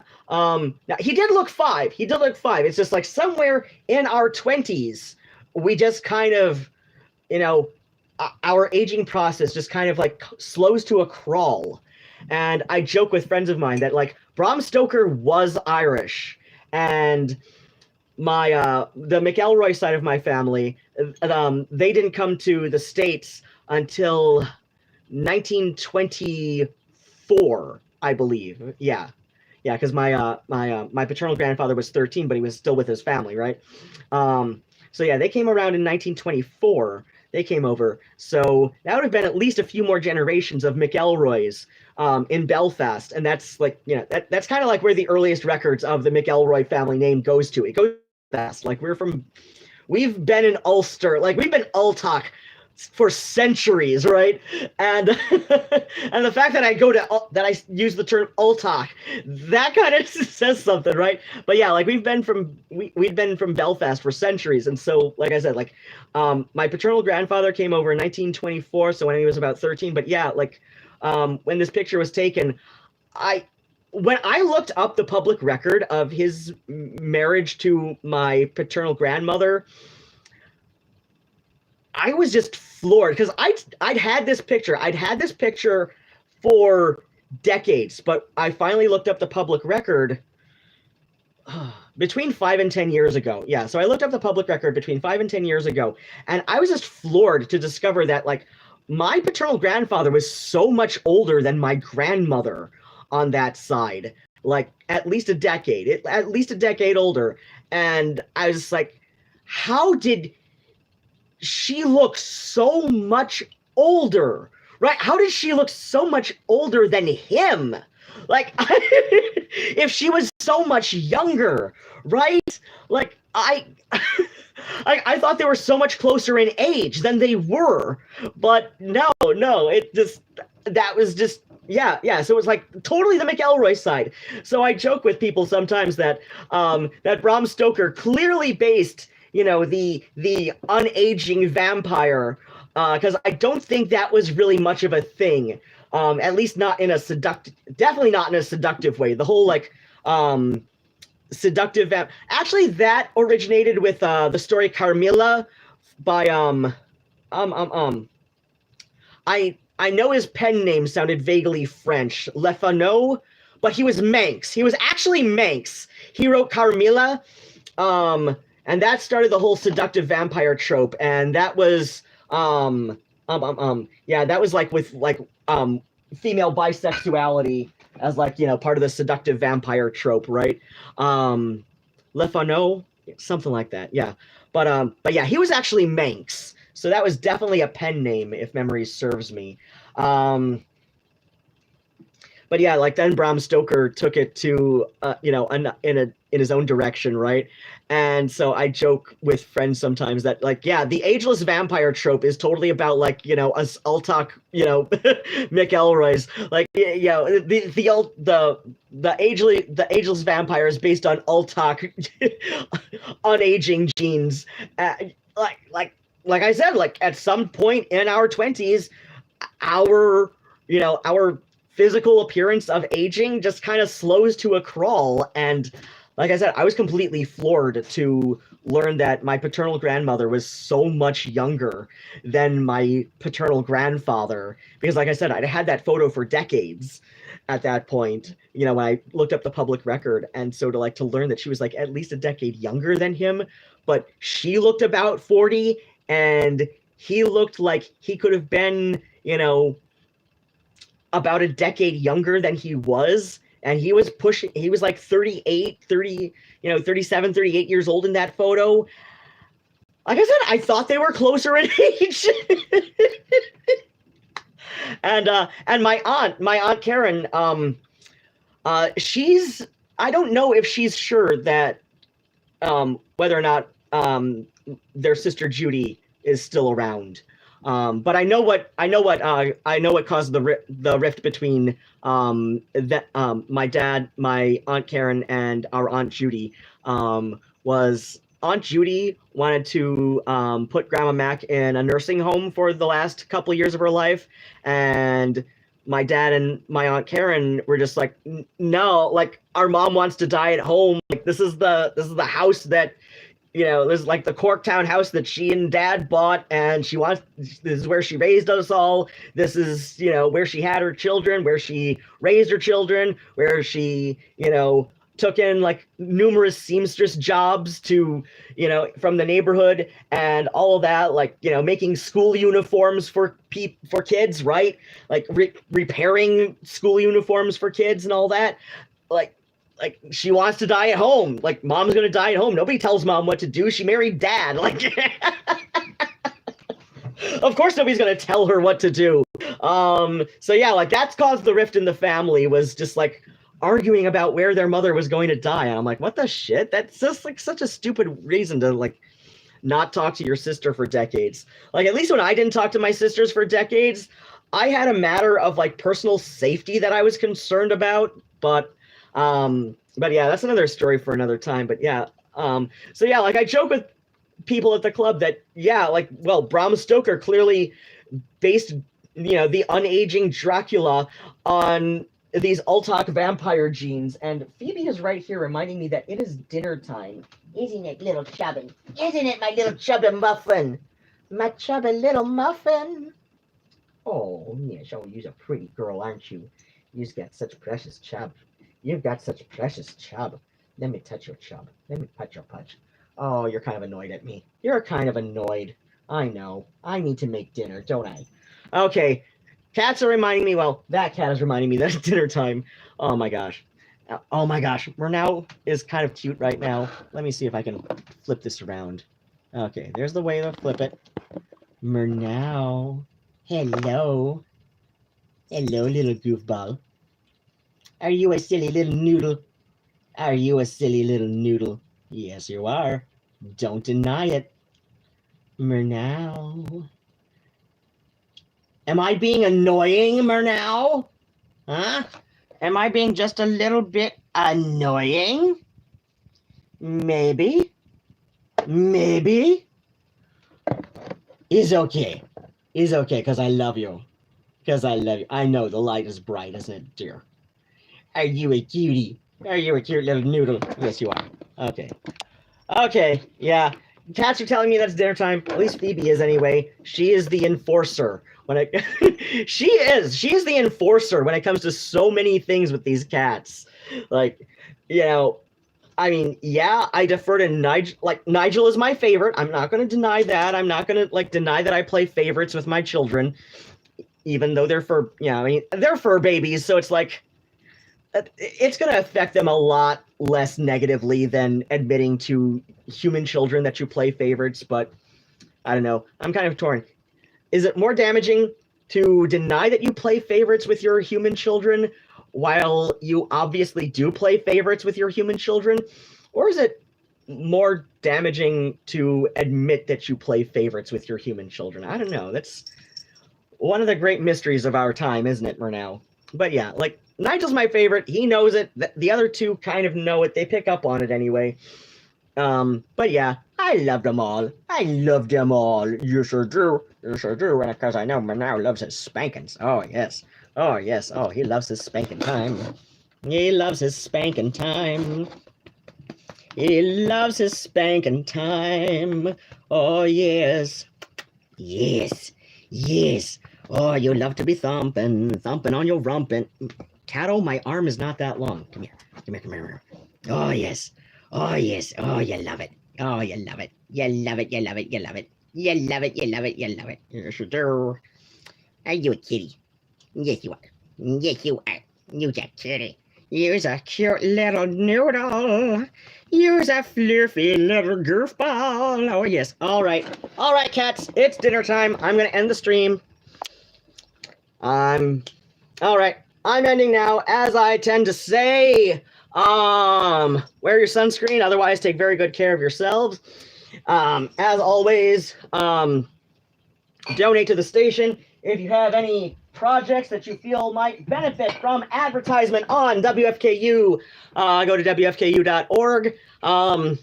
Follow the very intuitively written menu because we are old people at the station. And find our advertising rates. Tell them DJ Spookypants sent you. I will get paid a small commission based on ad referrals. And then what happens? Or you can donate directly to DJ Spookypants, Linktree/Ruadhán1334. And as always, if you have more dollars than cents, I've got Patreon. That's a thing. I'm in the middle of moving, as I described at the beginning of tonight's stream. I accidentally went to see my psychiatrist this morning. Well, morning for me because it was like 3 PM for the rest of the world. But yeah, I accidentally went to see her today when my appointment is next week. And I chalked that up to the fact that I had an appointment with my therapist yesterday, and I just saw on the schedule back on Sunday that it was like Monday therapist, then Tuesday the 17th psychiatrist. But, like I said, I just kind of like had a goof up because I didn't check again. But yeah, I accidentally paid for a lift that I didn't even need because I overslept a tiny bit, and that's how that happened. So, yeah, I'm in the middle of moving. I need to get cat food tomorrow, and I am kind of short on cash. I'm definitely going to be exploiting the Ibotta thing, more than I probably ought to, like if I were smart. But then again, I had a little bit of money left over after signing the lease and paying my part of the move-in fee. So I'm I went a tad bit nuts, I will admit. But yeah, other than that, I'm at a point where until I have an Ibotta cash out, I pretty much can't spend any money that I do not absolutely have to spend, which is like cat food. Because I need to get kibble tomorrow, and probably some wet food as well. Thankfully, don't need to get cat litter until February because I am back to using World's Best Cat Litter. I forgot how long that actually lasts, comparable to other litters. It's because I had like coupons and rebates and stuff for other brands, but then I didn't have that, so I just went back to getting World's Best, and it's true. It is, at least as far as I'm concerned, it is the best. They are not paying me to say this. I kind of wish they were. That would be nice. But yeah, it lasts so goddamn long. And when you have 3 cats, you kind of need that kind of, you kind of need that kind of assurance, right? Because while 3 is the proper number of cats to have, it also means that you go through a lot of cat litter, and going through the least amount of cat litter, or at least going through it at pace is the best possible outcome, right? So yeah, I need to get cat food tomorrow, and cats are reminding me that it is now wet food dinner time. So yeah, feel free to go check out all of my social media garbage, linktree/Ruadhán1334, and then what happens? Yeah, you will find my Instagram, my Twitter, my WordPress, my Patreon. I think my PayPal is on there, and and we've got some black hearts, yay! And okay, night, and of course, yes, yeah, sunscreen, take care of yourselves, and have exactly the kind of day you deserve. Bats and kisses, Nosta Aquil.